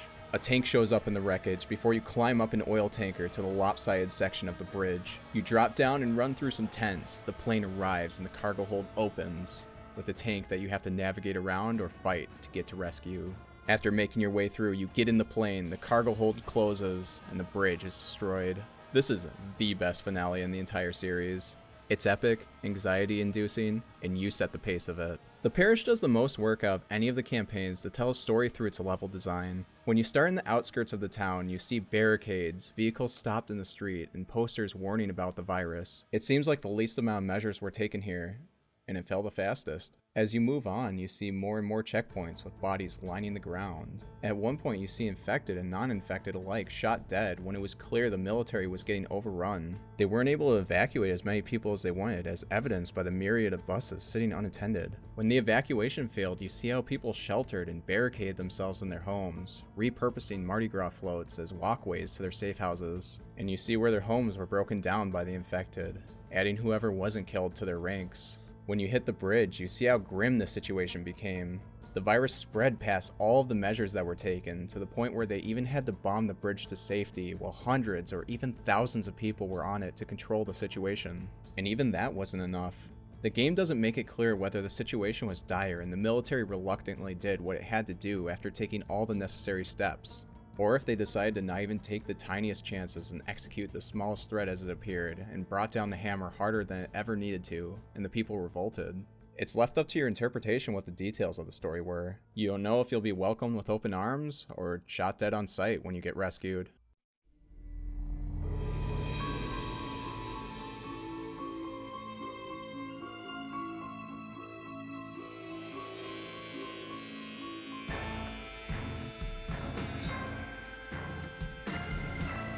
The The passing released on April 22nd, 2010 is DLC, introducing a whole new campaign, game mode, and weapons. For the weapons, they added the belt gun as a high damage special weapon similar to the grenade launcher that couldn't have its ammo replenished, but dealt a ton of damage until you ran out. There was also the introduction of the golf club melee weapon that had a fast swing and a good range that could spawn around the map, and is one of the better melee weapons you can find. The Fallen Survivor was also another uncommon infected that you could run into. After being shot, the Fallen Survivor would run away from you, and if you managed to kill him, he would drop some supplies for you to pick up. They also added the mutation game mode. Have you ever wondered what the game would play like if you had a chainsaw that never ran out of gas, a belt gun that never ran out of ammo, or how much trouble you'd have if all the special infected were spitters and boomers that spawned at higher rates? Well, now you can with the rotating mutation game mode that adds a bunch of fun spins on normal gameplay. Okay, I'll never do that voice again. Most importantly though, it added a campaign that takes place between the events of Dead Center and Dark Carnival. The passing starts off with the survivors stopped at a bridge, talking to one of the survivors from the first game, if they're able to lower it and help them out. You're told that they can lower it if you go around the city to the other side. Time to get back to it. You move through a small park to a building complex where you walk down the alley as the rain pours down. You walk up through an apartment building to a wedding where the bride is a witch that blocks your path. After finishing crashing the party, you move to the next safe room not too far after. The second level starts on a path up to a busy street where neon signs light the road, and the infected are the patrons of the establishments. A bar nearby leads to a sinkhole under construction. After you move through another bar, you climb the fire escape to the next building, bringing you back down to the street and into the jazz club that has a river tour under it? What? Anyway, you drop down the stairs to the river and open the gate as you run your way to the next gate, and the one after that to the safe room at the end of the tunnel. The finale starts off with the two groups meeting each other, but you only see 3 of the original survivors, and find out that Bill didn't make it. To get the bridge down, you have to get enough gas cans to fill it up. This finale has more gas cans than Dead Center, however you have Zoe, Lewis, and Francis to help you out when you're over by the generator. It's definitely tough, but never feels unfair. After getting the gas cans for the generator, they drop the bridge and you escape in the car. The passing is a campaign. I don't have any problems with it really, but it doesn't do much new or try to do anything out there gameplay wise. It plays it safe and there's nothing necessarily wrong with that. It was pretty neat to fight alongside the original survivors and see the interactions between the two groups. I think thematically it does some cool stuff. The passing title has multiple meanings in this campaign. There's the literal passing of the bridge that you need to take. There's the passing referring to Bill dying. But also there's the more metaphorical passing, referring to the way of life from before that has passed by. There's a depressing feeling that you get as you make your way through the city, coming across bars, stores, jazz clubs, weddings, and even river tours that exist under them somehow, and see how they now sit empty or inhabited by the infected. And it's gonna stay that way. Streets, vehicles, and buildings sit in disrepair, and will always be that way with nobody to ever use them again.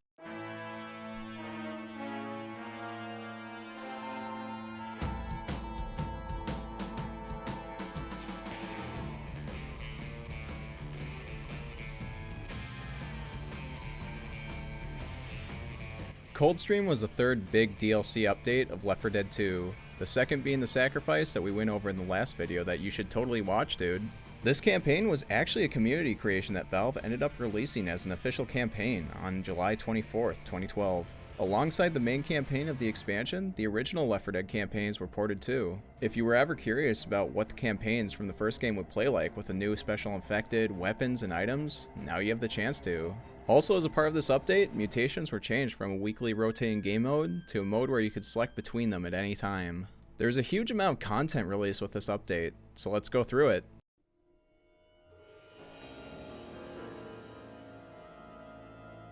I'm just kidding. Imagine a corporation incorporating fan-made content into the game instead of suing the creators into the ground. I know. Crazy That's that. crazy.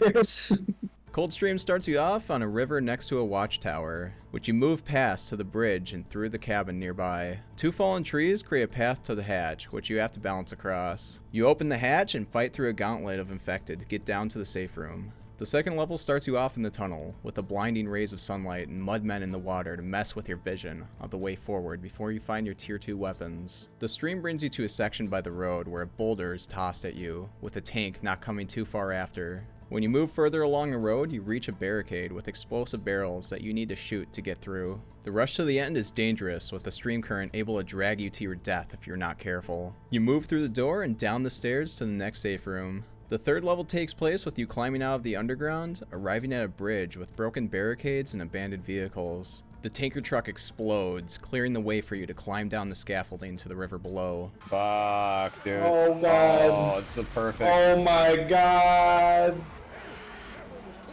I saw that. That was tragic. Bro.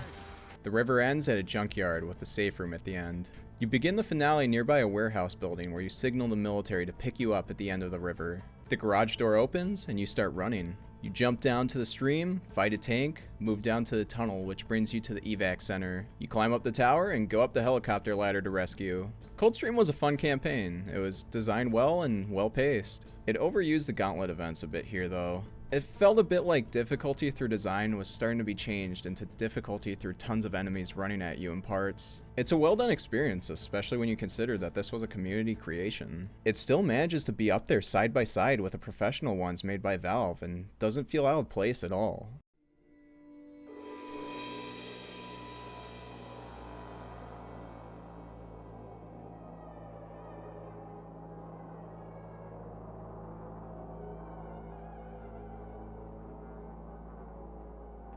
The Last Stand was released on September 24th, 2020, as a fourth DLC expansion of Left 4 Dead 2, over a decade after the game's initial release. Similar to Coldstream, this DLC was also a creation for the community by the community, and was advertised by Valve as such.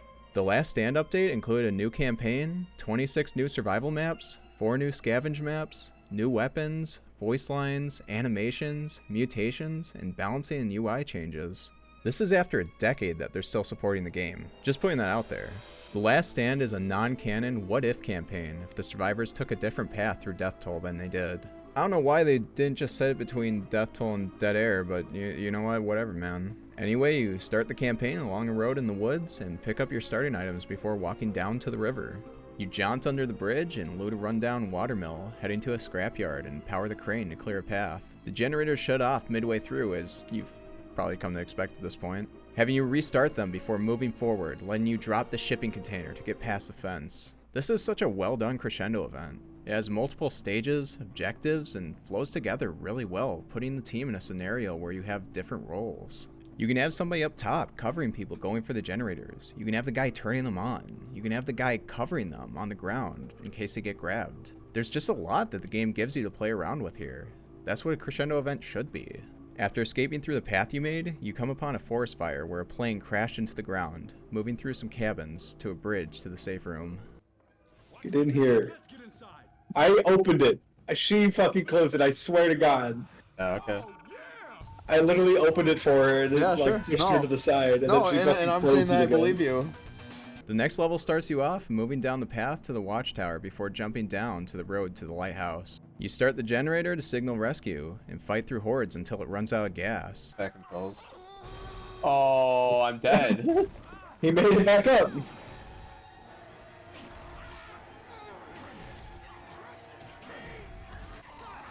Bro, that was cool.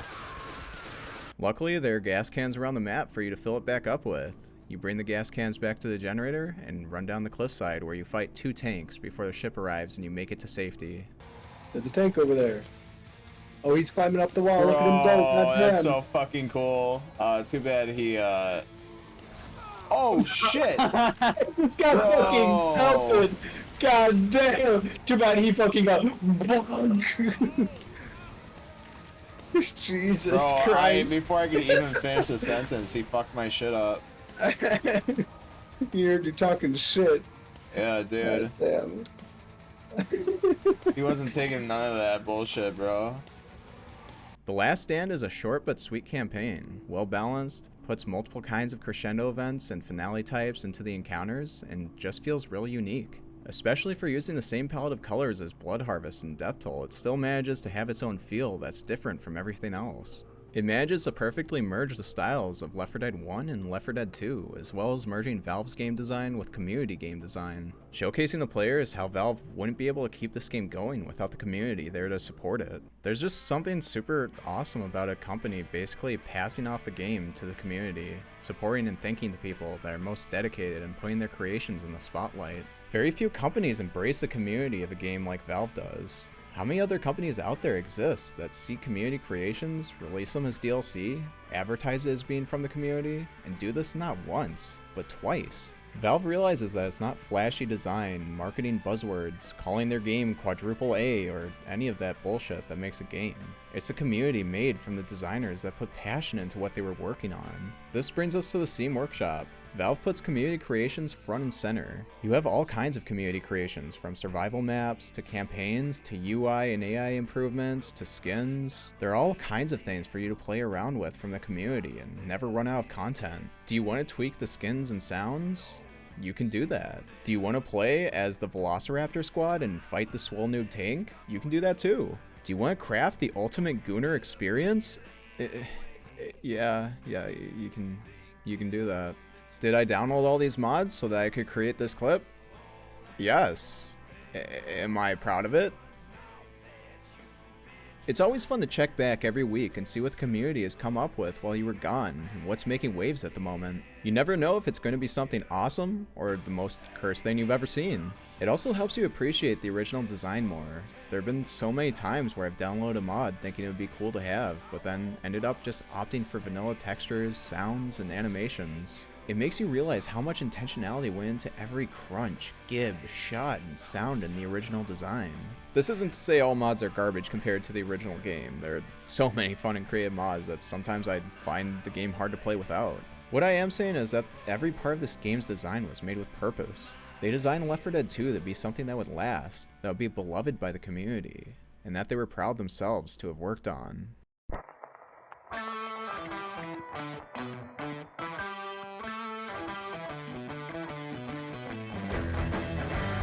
When you make a sequel, it's gonna be hard to make everyone happy, since there's always the first game to compare it to. Left 4 Dead 2 is not short of things to say about certain aspects of the gameplay.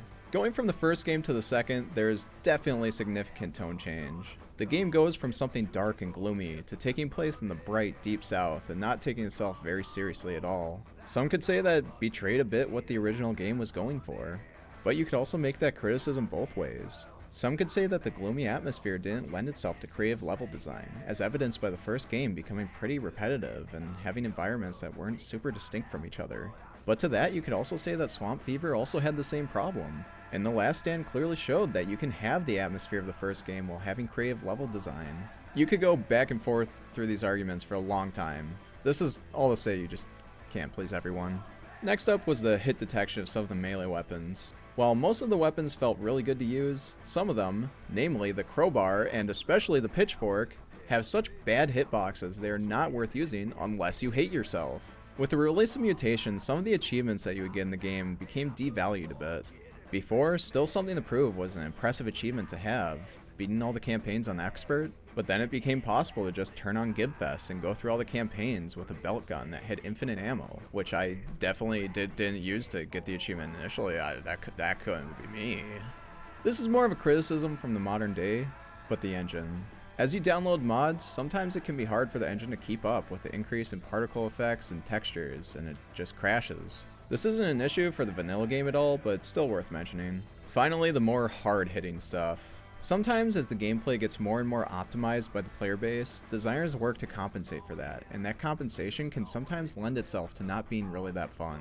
I have this feeling about the Gauntlet sections of the game, where creative level design is just replaced with a long hallway and constant hordes spawning on you.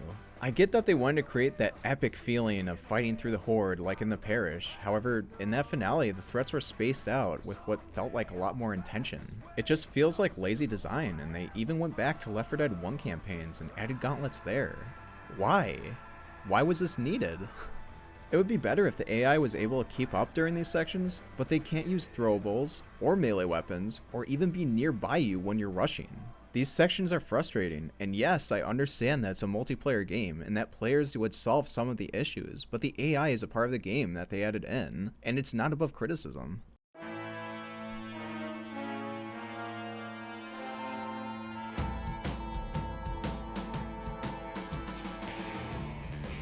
Left 4 Dead 2 is a game that can't be forgotten. It doesn't let itself be forgotten.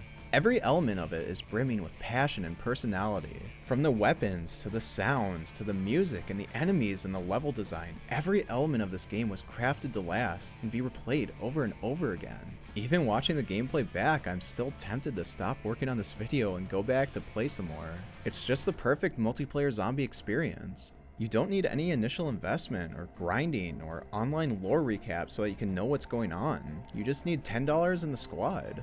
Yeah, that's right, this game is $10, and that's when it's not on sale. The devs took everything that the fans loved from the first game, made some changes, and took you for the ride that is Left 4 Dead 2. Because at the end of the day, that's what this game is all about. You. The community. This was a game that they didn't make to walk away from. They made it as something to give to you, and check back every once in a while to see if you were doing alright. So what makes a sequel? Something new? Something old? I don't know, man. Just make something cool.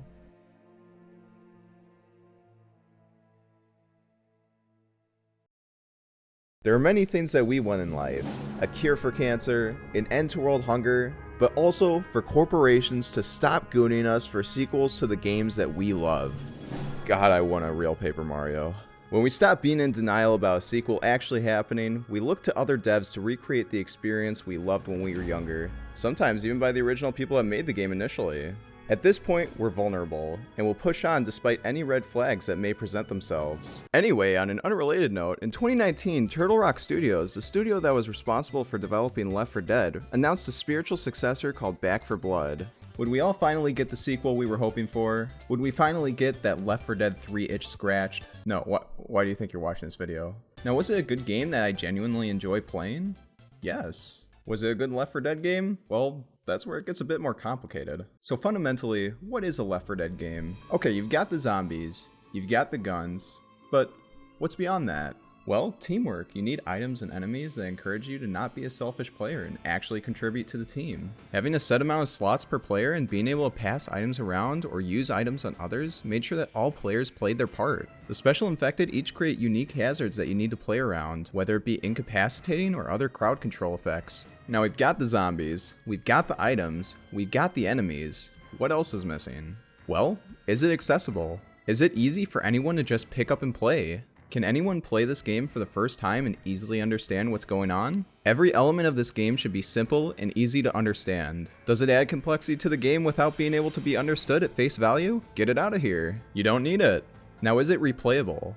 Can you beat the same campaign over and over again without getting sick of it? If you hit these 3 pillars, you've got a pretty good Left 4 Dead game. Now, obviously, things get a bit more complicated from there, like gameplay feel, likable characters, sounds, music, and all that other boring stuff. But this is what Left 4 Dead is at its most fundamental level. Now, how does Back 4 Blood stack up? Well, let's start off with the most controversial addition to the series, the card system. Each card gives the player a certain buff. These can range from extra health, to melee attack speed, to whatever this thing is. Now, this gave players a lot of options to have super distinct roles on the team. You pull off all kinds of wacky builds, and it added a lot of ways to come back to the game and pick from a ton of different playstyles. This introduced a couple of problems, however. First off, this added a ton of complexity to the game. When before in Left 4 Dead you only had to worry about the interactions that the weapons and items would have with the infected. Now you have to worry about how one card interacts with the other, and the other, and the other, and you see where I'm going with this. Not only did this transfer development time from the gameplay to balancing the insane amount of card interactions, it also narrowed the audience that the games could appeal to. When you add all of these mechanics, combos, and builds to the game, it can be intimidating to new players that just want to enjoy the game. How'd they address this? Well, they made you have to unlock the cards from playing the game so that there would be a smaller amount to initially pick from. But unlocking the cards in this way assumes that you're going to invest a large amount of hours required before you can actually,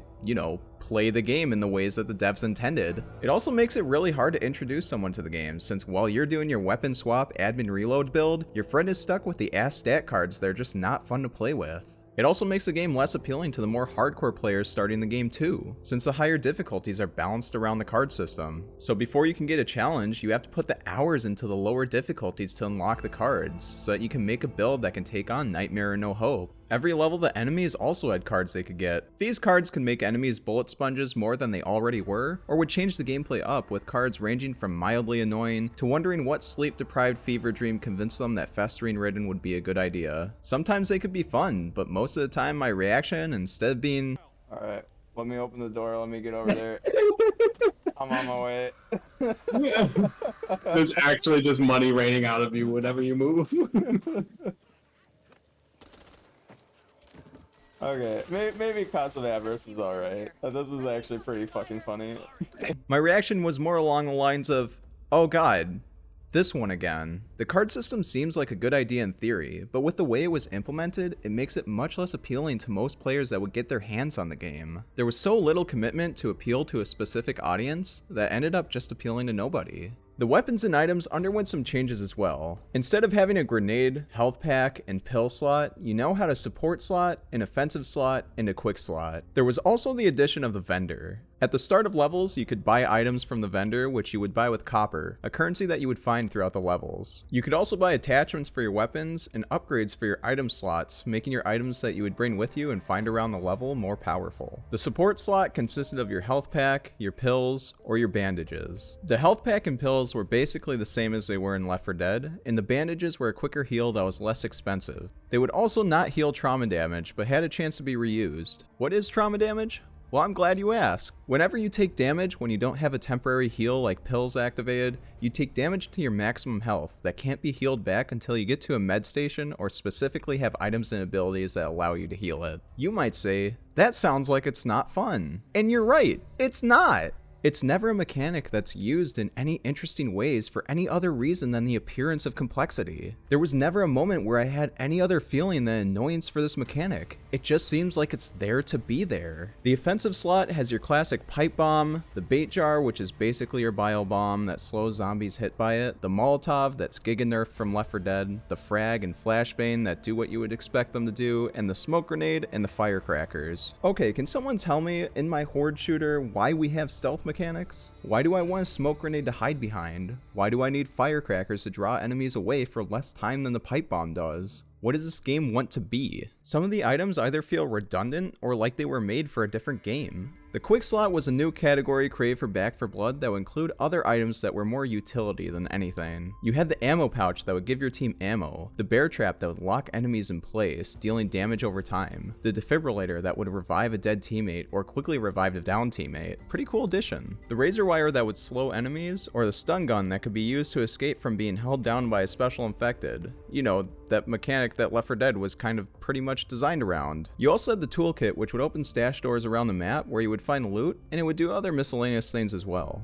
Honestly, it's a pretty cool item. I don't necessarily have any issues with many of the quick accessories besides the stun gun and how overpowered razor wire is in some situations. Finally, you had your weapons. There were a variety of weapons to choose from that each had their own kind of unique ammo. You have assault rifles for medium long range, SMGs for medium short, shotguns for short range, and snipers for long range. You also have various handguns that follow the same formula, as well as the melee weapons and the bow that don't have any ammo to run out of, but use your stamina as a resource. The weapons have 5 tiers, from white to green to blue to purple to orange. You can also find attachments in the vendor or around the map that for primary weapons consist of the sight, the barrel for range, stealth, recoil, and accuracy attachments, the mag for damage, reload speed, and magazine side related attachments, and the stock for handling and move speed related attachments. The bow and melee weapons each also had their own set of attachments. The materials attachments focused on stamina efficiency, healing per kill, and damage resistance. The grips focused on mobility, handling, and attack speed. And the handguards focused on range, stumbling, and damage. The attachments do add a lot of customization to the gameplay. It's a fun feeling when you have your build going and you finally find the set of attachments with the perfect weapon that you want for the run. This isn't a bad thing, but it adds complexity through more mechanics rather than being something complex under the surface that can easily be understood at first glance. In Left 4 Dead, you had the laser sight and the explosive and incendiary ammo that could be found around the map. There was never a choice whether or not you would take it. The answer was always yes. They objectively made you more powerful if you found them. Now when you find attachments, you get decision fatigue over how you want to customize your weapon to create the perfect build. Now, is there a type of player that this appeals to? Yes, absolutely. I'm one of them. Is it a type of player that Left 4 Dead appeals to? Well, no, not necessarily. This isn't to say Left 4 Dead's formula doesn't work well with roguelike elements, because I'd be lying to you if I said that. A highly replayable, teamwork-based horde shooter where players each have a role on the team with an AI director that chooses where and when to spawn items absolutely would lend itself to being a roguelike game. The main problem is Back 4 Blood 1 didn't commit to any one thing, and 2 marketed itself as the Left 4 Dead spiritual successor where these complex elements of the cards, the vendor, the items, and the weapons and attachments would feel really out of place. You can't make a game that tries to be Left 4 Dead without having the special infected, of which there are 20 give or take, which I'll explain later, compared to Left 4 Dead 2's 8 or 9 if you count the Wandering Witches. First, you have the Tallboy infected, which are tankier and hit you with their huge arm, knocking you back, or hitting you a bunch of times in the case of the Bruiser, incapacitating you for the Crusher, and hitting you from a distance with projectiles in the case of the Rippers. You had the Stinger category that would jump from wall to wall and shoot projectiles at you, slowing in the case of the Stinger, with the Hawker incapacitating whoever was hit, the Stalker basically acting as a hunter jockey, and the Urchin who shot mines that would hit players with spikes when they got too close to them. Next was the Reeker category, where the Reekers would run at you and hit you backwards, exploding when they died and calling a horde if you were too close to them. The Exploders would run at you and explode, knocking you back and dealing a ton of damage. The Wretches basically were boomers that barfed acid, and the Shredder would pull you next to them and start hitting you. Finally, you had the Sentinel category that consisted of the Lobbers that would throw bombs, the Swarmers that would fire turbo bees at you from cover, and the Whalers that would shoot homing gas sacks at you that I totally knew what they did before I looked on the wiki. In addition, you also had the Snitches that would call a horde to them when they were attacked, and the Sleepers that would sit on a wall and incap whoever walked past and call a horde. Sleepers are a super fun enemy. I love how they slow down gameplay and are attached to so many walls in the game with a super faint audio cue that gets drowned out by all the other sounds in the game. I, for one, cannot imagine how I would have fun without this dogshit enemy being in the game. For the boss infected, you had the Ogre that would move slowly and throw giant pus boulders at you, and melee attack you when it got close. The next boss infected was the Breaker that would move around quickly and beat people to death while spawning a Fortnite Battle Royale circle while you were fighting it.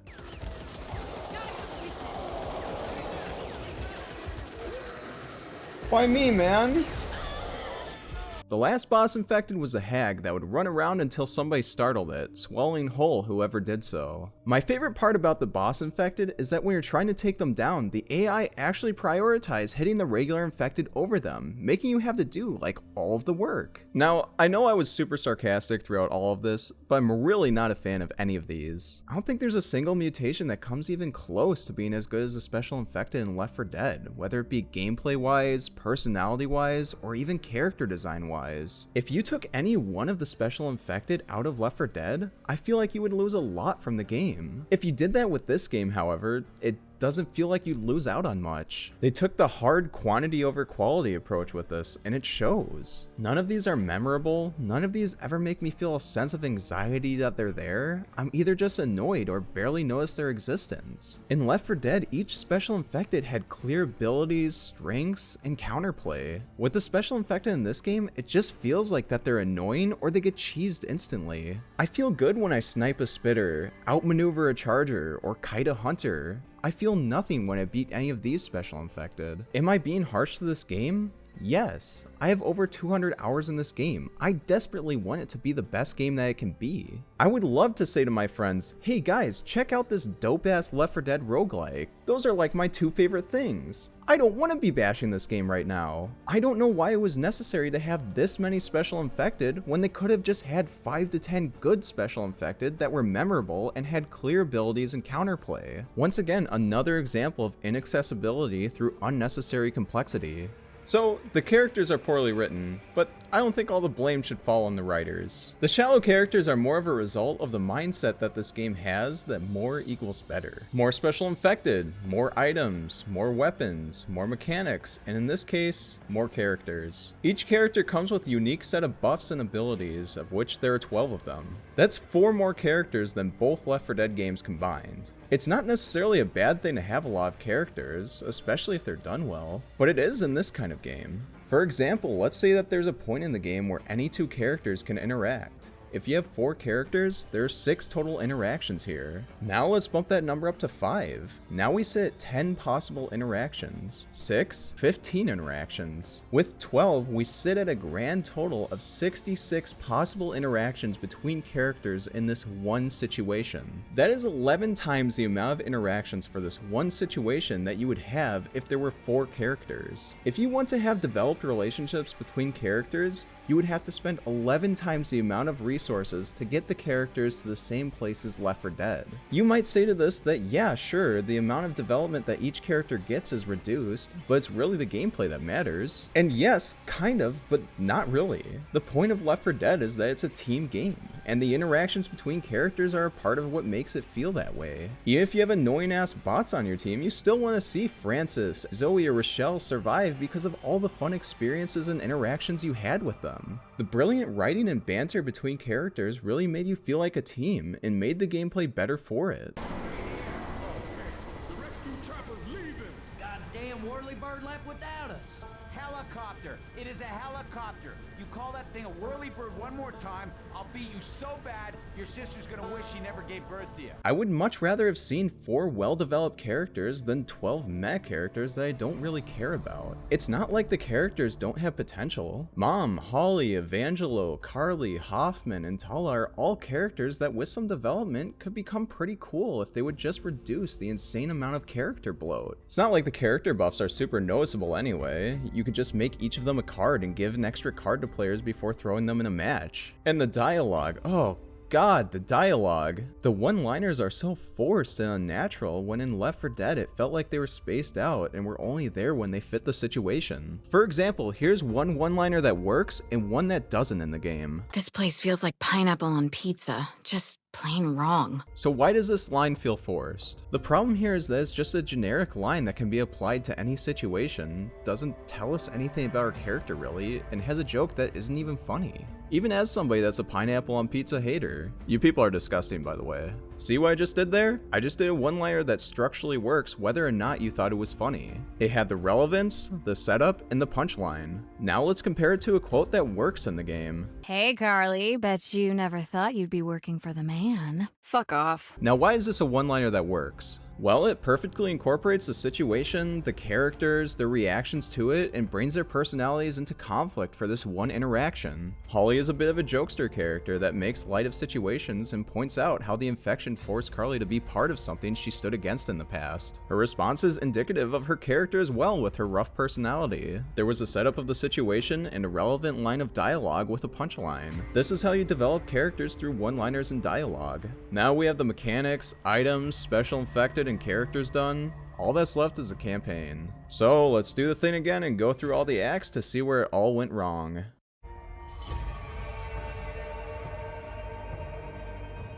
Act 1 starts off with the survivors delivering supplies to a guy.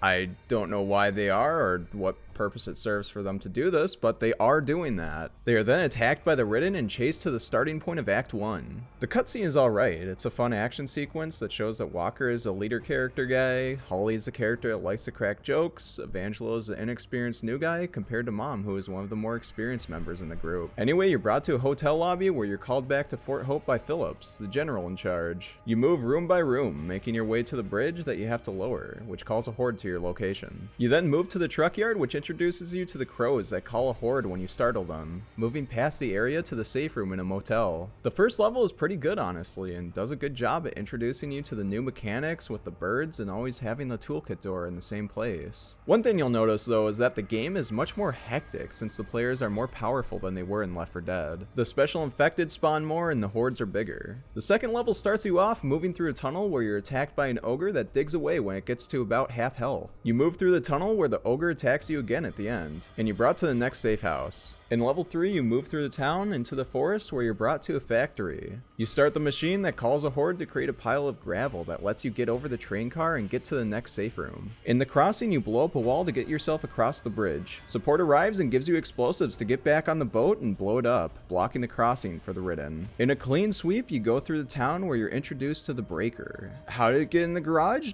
No one knows or explains it. But you have to fight him and then make your way to the liquor store where you rescue 4 survivors from the hawkers that are keeping them captive while a horde comes after you.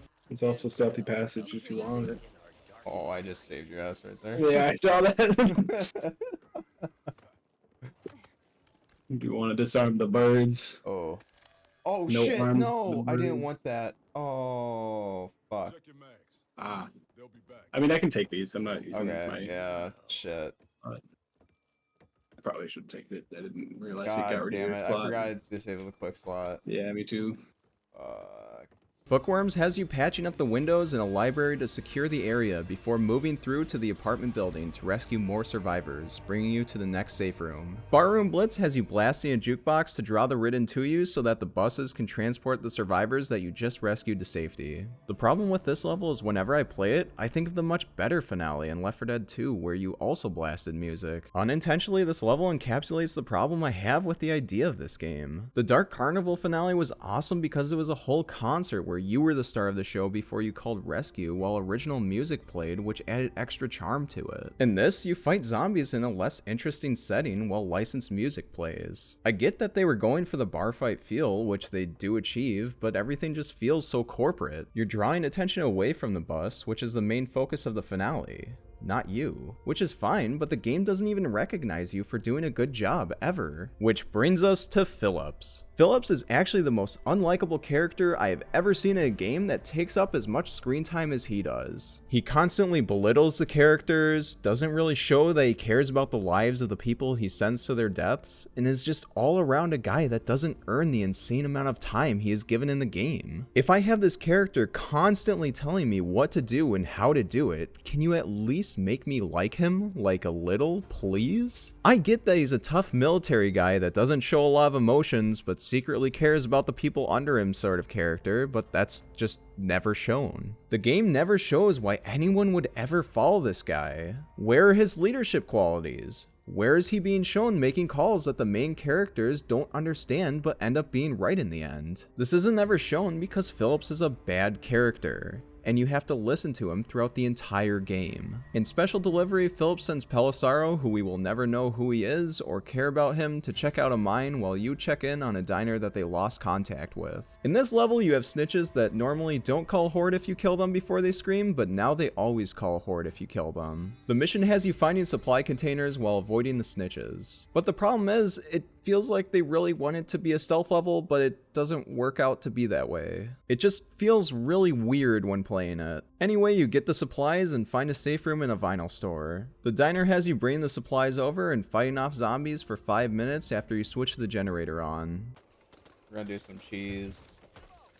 I love cheese. Well, I guess I should rephrase that. You're gonna do some cheese because I can't use quick items. What do I need to do?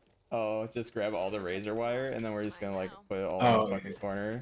Okay, yeah, you remember the strat. Yeah. This finale is alright, I guess, but that's kind of the problem. Is this a finale? I don't know. There are always zombies everywhere, so when there's a big event that's being led up to, why do I care? It just feels the same way as every other part of the game. And good job. That's all Phillips has to say after this, by the way. That's it. That's all you ever get. Just good job. In Bad Seeds, you search for Pelissaro, who you totally care about, and see why contact was lost with his team. Phillips being shown as giving a bad order and having the player wonder why he's in charge? Tell me it isn't so. Just a sec. I'm disarming the birds. 1 second. 1 second, I'm disarming the birds. And birds with arms, not allowed. I love how they just fucking explode. Just... Jesus Christ. This is so stupid. I disarm these birds too.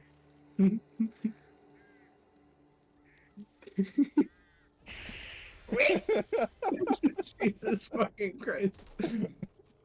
Oh my god. You make your way to the barn where you destroy 3 of whatever these things are before you can clear the hive, clearing a path forward to the next safe room. The next level starts off in a trailer and you move through the tunnel and start the tow truck to clear a way forward. What the fuck does he even mean? We've been outdoor like the entire fucking campaign. Like You fight the hag and find a safe room that you have to fix up before you end the level. This is a cool crescendo event though. I like this one. Boarding up the windows while the horde comes at you and working together to get it all fixed up. It's fun having a crescendo event where you have to make the safe room this time. Abandon starts you moving through a neighborhood and destroying another hive before you get to a tow truck that you have to start to move the car before making a run for it. You move to the mine, exploding passages to stop the ridden from spawning and eventually make it to the safe room. Alright. Come on, I'm on my way. Oh.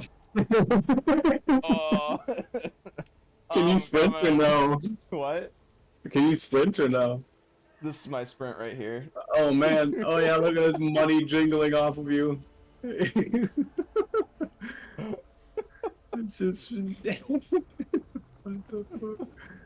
The finale is the Sound of Thunder, where you load and unload shells into the artillery gun to close off the mine. It's a fun finale with a good mechanic. Gameplay wise, I don't really have any complaints here. As you fire more shells into the ridden hive, they get angrier and you have stronger infected coming at you. Story wise, however, why is this the strategy that they're going with? The ridden are clearly capable of not only burrowing, but burrowing faster than modern technology. Couldn't they just burrow under the rubble that you create when you close off the mine? In the second level of this campaign, the ogre came out of a street that was burrowed through, so concrete clearly can't stop them, right? Act 1 is honestly pretty underwhelming. There were no events that really stuck out as being super fun or interesting. It was all just pretty generic stuff with something kind of cool here and there. The campaign just drags on. There really wasn't any reason that it should have been this long. Levels could have been combined together or cut entirely. It wasn't a super complex story that needed to be told over this many levels. And this campaign is probably the best that the game has to offer. You'll probably notice the continue system at this point too. Yes, you get limited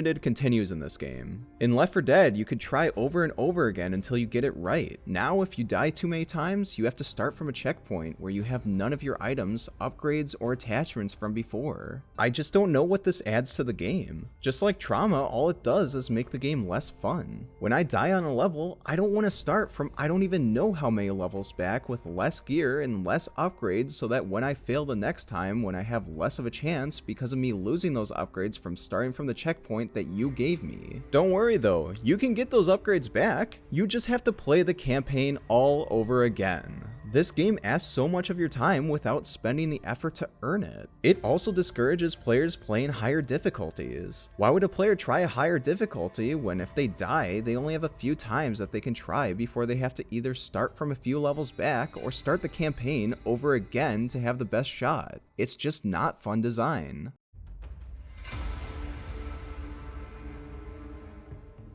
Act 2 starts off with you moving through the town from the last campaign to a parking garage where you clear out another hive, bringing you to a neighborhood that leads to the next safe room. The handyman has you moving through a police station, taking down hives until you get Bob's arm to use a scanner to open the safe room door. Honestly, I think this level is pretty fun and shows some personality with finding the arm to get in the safe room that also doubles as a melee weapon. Although it does feel slightly out of place in the otherwise serious tone of the game, but I think it's fine to have a morbid gag here and there. Ridden is not past tense of ride, by the way. What?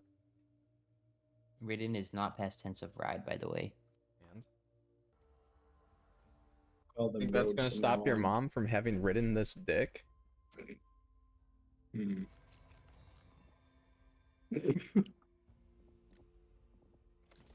When you make it into the armory, you find that all the weapons are gone, and move through the tunnels and sewers and pipe cleaners to get to the next safe room. Hinterland has you exiting a tunnel, moving through a small town that's partially flooded, with another section where you have to take down another hive. In Trailer Trash, you detach a boat to create a bridge and make your way to the trailer park with the safe room at the end. Okay. You let me die, like, right outside the door of the last stage. I'm Literally sorry, just my right guy. there, and I got hit by a hawker, and I was stunned, and I got murdered. You know, Mom's always watching. that's what we call L, my dude. That's what we call a big L that you just took. And wasn't my fault whatsoever. The clog has you moving up through a collection of boats, shipping containers, and scrap metal that create a bridge over the water. Oh, that's off the map. Oh, okay. You walk your way to a cruise ship that has the next safe room. You won't hit F? Yeah, can you hit F, motherfucker? I'm gonna rate this match 3 stars. Good job. Maybe. Plan B. Evangelo got me pregnant, so the Plan B card showed up. Mm. I'm gonna pretend you didn't say that. In the Broken Bird, you attach 3 different supply crates to a helicopter before you're flown out of the zone. He's Where's right this there. boy? I'm gonna chop him. Get fucking stumbled, idiot. Oh, I'm dead. I killed Roblox. myself. Yeah, you jumped into the ocean. Oh, I jumped into the ocean. Damn! Heralds of the Worm Part 1 is, in fact, a level. You fight a horde with an ogre in the parking lot that has been used 3 times now. That's a level. Part 2 has you fighting a horde that has an ogre and a breaker by the diner that's been used for the 2nd time. Where's the Fortnite monster? There he is. The finale of the game is Grave Danger, where there are 5 snitches that need to be killed that call a horde each time, with 2 breakers attacking you at the end. I actually think this is a really good finale idea. You set the pace of the finale and have to strategize around the position of snitches and decide when and where you want to call the hordes. It would be a good end to a campaign if the rest of it wasn't so... When Back 4 Blood initially came out, the card system gave you a card from your deck at the beginning of the level, rather than giving you the whole deck right away at the beginning like it does now. This meant that for players to get their whole deck throughout the campaign, they had to stuff the X with a bunch of levels that were either unmemorable, reused ideas from other levels, or had cool ideas that didn't have the dev time to reach their full potential because the campaign needed to be padded for the card system to function. Instead of dev time being spent on making a few levels great, it was spent on making a whole bunch of levels that ranged from okay to decent, but were ultimately not something that felt like they had a lot of heart and thought going into. So I guess I should probably explain myself here, because you might ask why I would think reusing levels in Heralds of the Worm Part 1 and 2 is bad, while Hard Rain is one of my favorite campaigns in Left 4 Dead, which is a fair question. The problem here is that nothing is really added by reusing these levels. They just use it as a backdrop for a horde so that you can get your cards for the level. In Hard Rain, there was so much more intention behind reusing the levels. When you move through the level backwards with the flooding of the town, the main walkways that you went through before were either cut off or put you in a position where you were vulnerable to special infected attacks. The level is entirely changed with the way they designed it the second time through, where you can tell they just ran out of ideas with Heralds of the Worm. When your mechanics undermine your level design, something has to change. You can't just sacrifice the quality of your level design because you wanted a cool mechanic to be in the game in a certain way. You have to be more creative with how you implement your mechanics in the game, or you risk sacrificing the quality of the levels where players will use those mechanics. Unfortunately, it looks like they made the wrong choice here.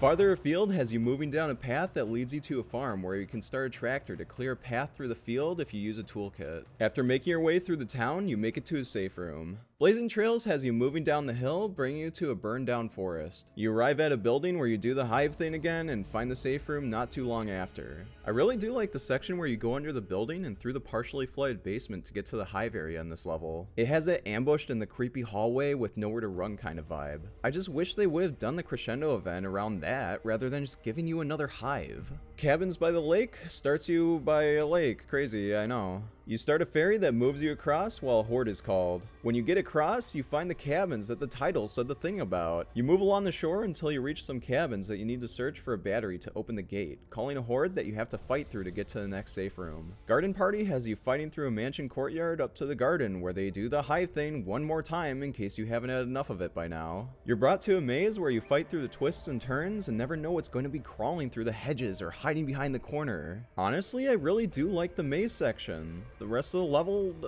not so much. Once again, why not just build a level around that maze section rather than having the garden where you fight the 500th hive as the main attraction? This game has so many awesome potential events, but it never takes advantage of putting you in fun situations. Dr. Rogers' Neighborhood.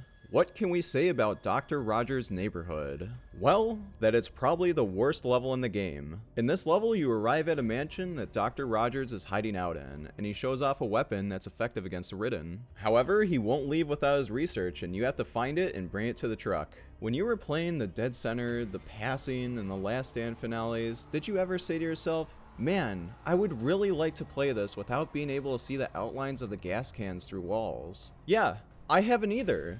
But this finale has you covered. You're forced to painstakingly go room by room, looking for research with no indicators of where they are, with constant hordes spawning. Eventually, the game decides that, yeah, maybe it's not fun to do that in a horde shooter and just tells you where they are, which they should have done from the beginning. A Friend in Need has you moving to an underground facility trapped with alarmed doors, where you have to find a keycard to move forward. You turn off a furnace to move forward and arrive at a middle school where you find the safe room. Thankfully, you just find zombies there, and not Minecraft Let's Players. Making the grade has you moving through the school to destroy another hive. You get to the gymnasium where you turn on a generator to move the bleachers. It shuts off midway through and you have to find a battery to turn it back on. An ogre arrives and you move to the roof, jumping down to get on a bus and drive it off a cliff.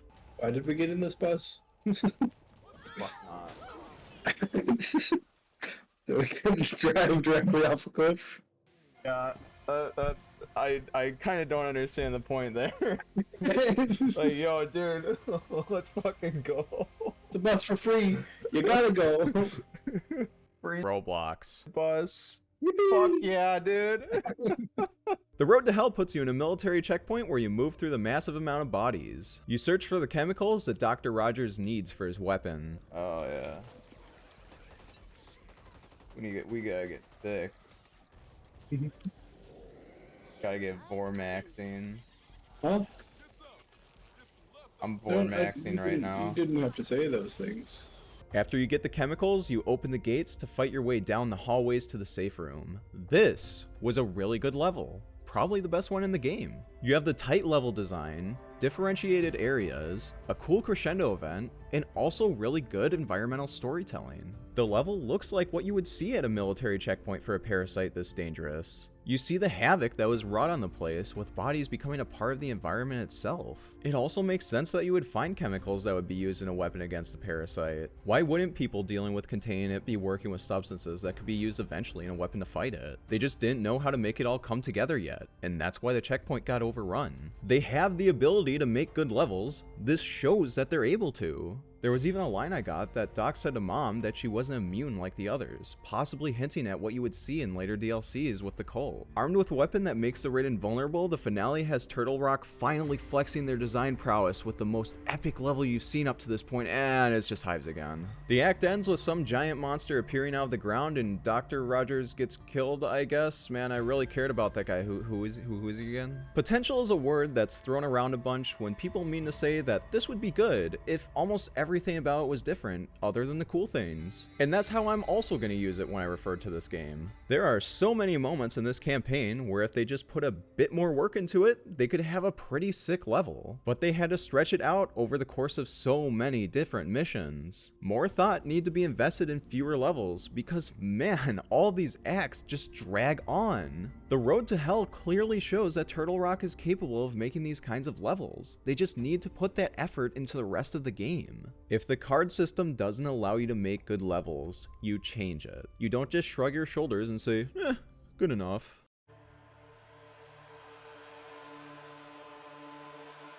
Act 4 is pretty much just a boss fight that has 3 phases. In the first phase, you fight 4 tentacles that try to hit you and spit acid around them when they die. The second phase has you dodging the tentacle attacks and shooting in the weak spot when it opens its mouth. This phase is pretty fun. The third phase has the abomination walking away from you while you shoot its weak points. Man, Phillips doesn't give a fuck about me, the story doesn't give a fuck about me other than being one of Phillips' cleaners. The writing has to be split between 12 characters, so the writers don't give a fuck about me getting invested in anyone here. And now even the boss is here ignoring my ass in the last phase of the battle. What is that? Yes, I get that it's going towards Fort Hope to destroy everything, but even still it never feels like you're the person with any agency in the story. It always feels like Phillips is the one making the shots and you're just along for the ride to dance monkey dance. You never rescued people because it was the right thing to do, it was because you were told to. You never helped create a bioweapon to take down the Ridden because your group was better equipped than anyone else, you did it because you were told to. And you know what? Real life mimics art. Here I am buying this game because I was told to, because these were supposedly the devs that made Left 4 Dead like the good sheep I am.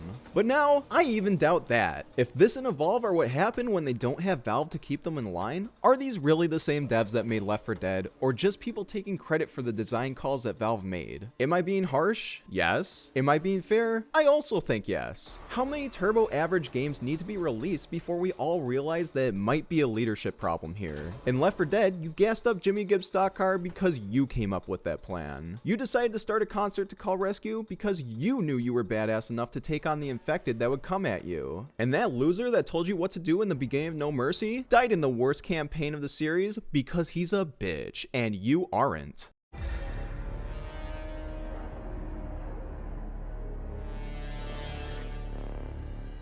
Tunnels of Terror released on April 12th, 2022, introducing the new Ridden Hives that you could find in levels where you could risk it all to get some legendary weapons and loot. They also added the new cleaners, Hang and Charisse, who exist. Honestly, this did add a lot to the game and had a bunch of fun weapons and items that you could find to play around with. The levels though, let's go through them. The main concept of the Ridden Hives is that you have the goal of exploring deeper for more loot, with multiple exits to back out of when you reach a certain point in the level, with warped chests that give you debuffs when they're opened. You can also find skull totems through the map that give you points to get cards and skins. Although unless you or somebody on your team is using a melee build, this can get pretty annoying because you're basically having to do the Garden Gnome achievement in Left 4 Dead 2 every level that you play if you want to max out your rewards. So let's go through the levels one by one. Sunken Passages consists of a center room with a hive that you need to destroy. You need to chase down all 3 parts down their respective tunnels before destroying the center. You probably know how I feel about this by now. Caustic Cesspool has you playing a game of the floor is lava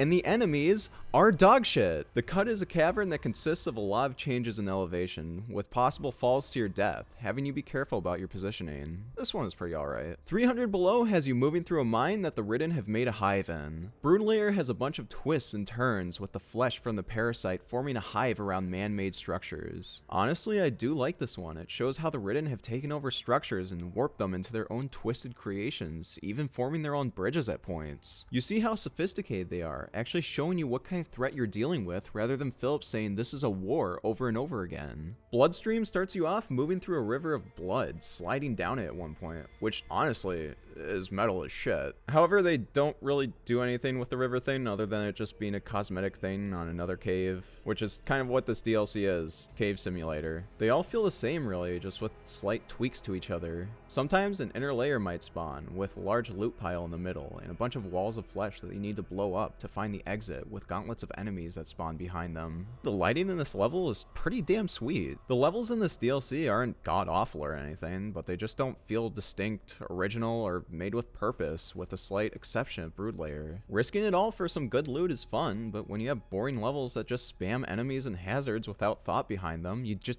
don't get the feeling that the devs were looking for here. Like, can you tell me what's going on here? Once again, did we need 7 levels? The passing was 3, the sacrifice was 3, the last stand was 2. People will be fine with less than 7 levels. It's okay.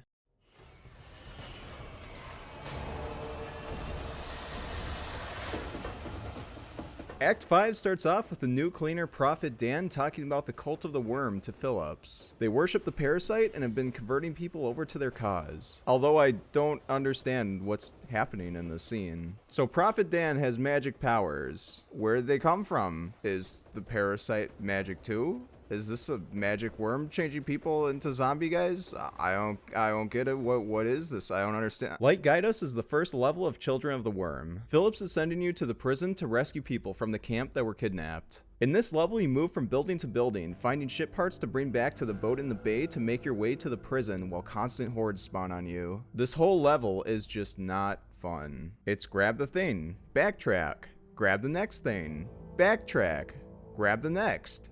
Backtrack. It's just lazy level design and feels like a slog to play through. Anyway, you fix the ship and sail out. The next level starts off with you on the boat, face to face with a new special infected, asterisk. I don't know what to actually consider these guys. In Left 4 Dead, you had the boomer, the hunter, the spitter. Now in this game, you have the sniper. Bro, the quickscoper is my favorite special infected.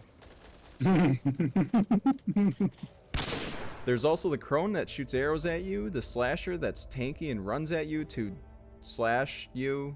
and the pus flinger that's like a boomer that doesn't blind you and drains your stamina. When you finish dealing with FaZe Clan, you move your way through the town and arrive at the prison where you find a safe room through the parking lot. Where Me Flock's Chained consists of you venturing through the prison, rescuing the prisoners by setting charges on their doors. You're also introduced to the traps that are all around the map that, like the sleepers, have a very subtle audio cue in this game where sounds are happening all over the place. Because man, wouldn't that be a fun mechanic to add? The level ends with you entering an area, fighting off the Ridden until one of the cultists opens a manhole and rescues you. Why does the cult here just not, oh I don't know, open it? In the Depths is a level that is kind of really not good. You start the level by finding explosives to attach to the cart that you move through the level. The whole mission is you waiting for the cart while fighting off zombies, repairing the tracks, opening doors, and finally bringing it to the end where you explode the rubble. The gameplay in this level is pretty painfully slow. Surrounded by devils has you moving through the prison compound and cultist camps to get to the elevator that leads to the underground. This is the best level of the campaign and was honestly pretty fun to play through. The finale is you rescuing survivors from the prison cells while constant hordes are on you, because of course they are. Just spam enemies and do the thing from the other level, that's probably fine, right? We'll call it a day. After rescuing everyone, you plant the explosives and escape in the truck. And I crown this one worst campaign of the game. To borrow a page from Egoraptor, there is so much fucking waiting in this game. You have to wait to get a shot on the snipers, wait to put the charges on the door, wait to escape the trap, wait for the enemies that crowd control you that there's no counterplay to, wait for the acid pool that 500 different enemies drop on the ground to disappear, wait for the cart to get to the end of the level, wait when you restart it when it takes enough damage. Why am I waiting so much? Can I please play your game? I really don't like how hard this game tries to force events and epic moments to happen. They try to make a cool sequence where you trudge through the hordes while defending the cart, but it just feels like it's taking all the agency in the game away from me. And also, why do I have to bring a whole ass cart? Why can't I just bring the dynamite? Every time Left 4 Dead made you wait, it had a purpose. You had to wait and be vulnerable if you wanted to heal, fill gas, or start a generator, but that was it. And when you had to wait, it was for dramatic effect at the end of the Parish before the big run to rescue. Man, I really would love to make the video right now on the game that was an innovative roguelike take on the horde shooter genre by the devs that worked on Left 4 Dead, but I can't. I don't like roasting this game. I had more fun making the last video, but some of these things just need to be said.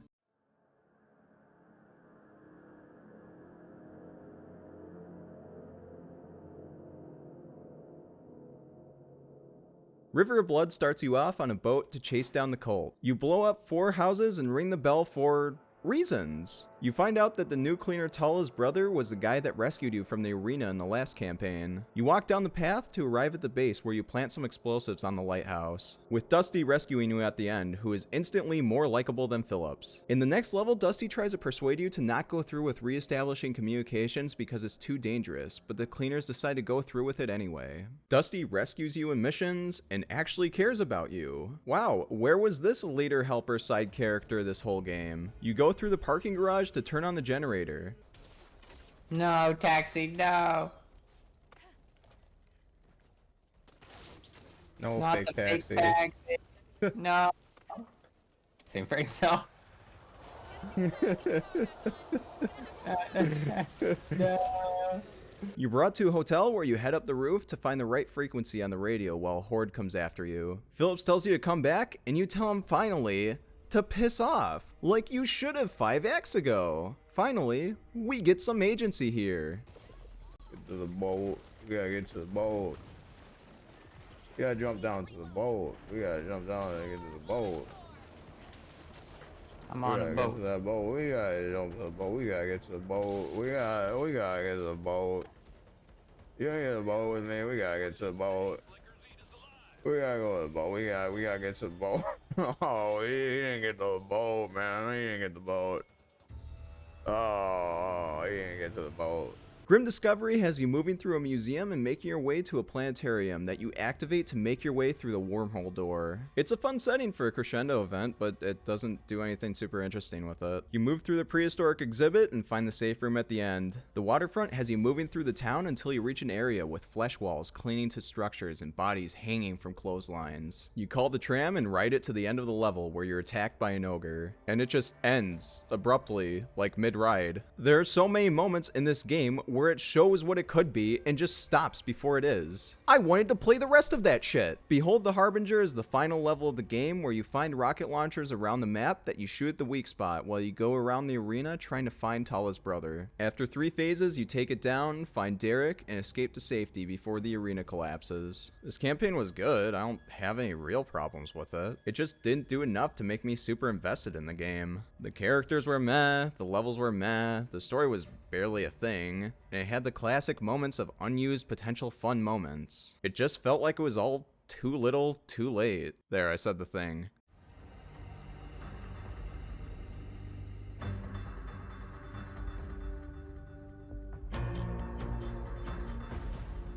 Nobody cares about Swarm.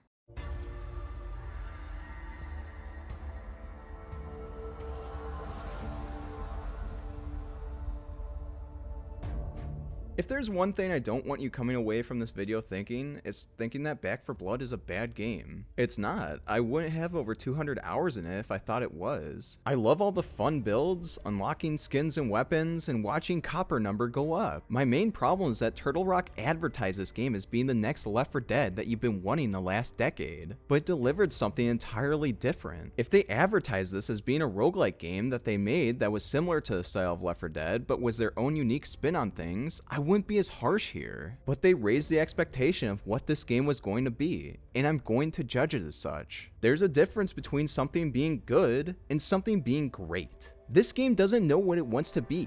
It has mechanics that undermine other mechanics, special infected that have the personality stripped from them, annoying enemies, traps, and corruption cards that only make the game worse, lazy level design, meh writing, and the waiting. Oh god, the waiting. With Evolve, Turtle Rock were the devs that specialized in asymmetric multiplayer because they made Left 4 Dead and knew what they were doing. With Back 4 Blood, they told us that they had a new Left 4 Dead game and that they were going to give you what you've been waiting for all these years. I think it's time that Turtle Rock stops telling us that they're the devs that made Left 4 Dead and start being the devs that made Left 4 Dead.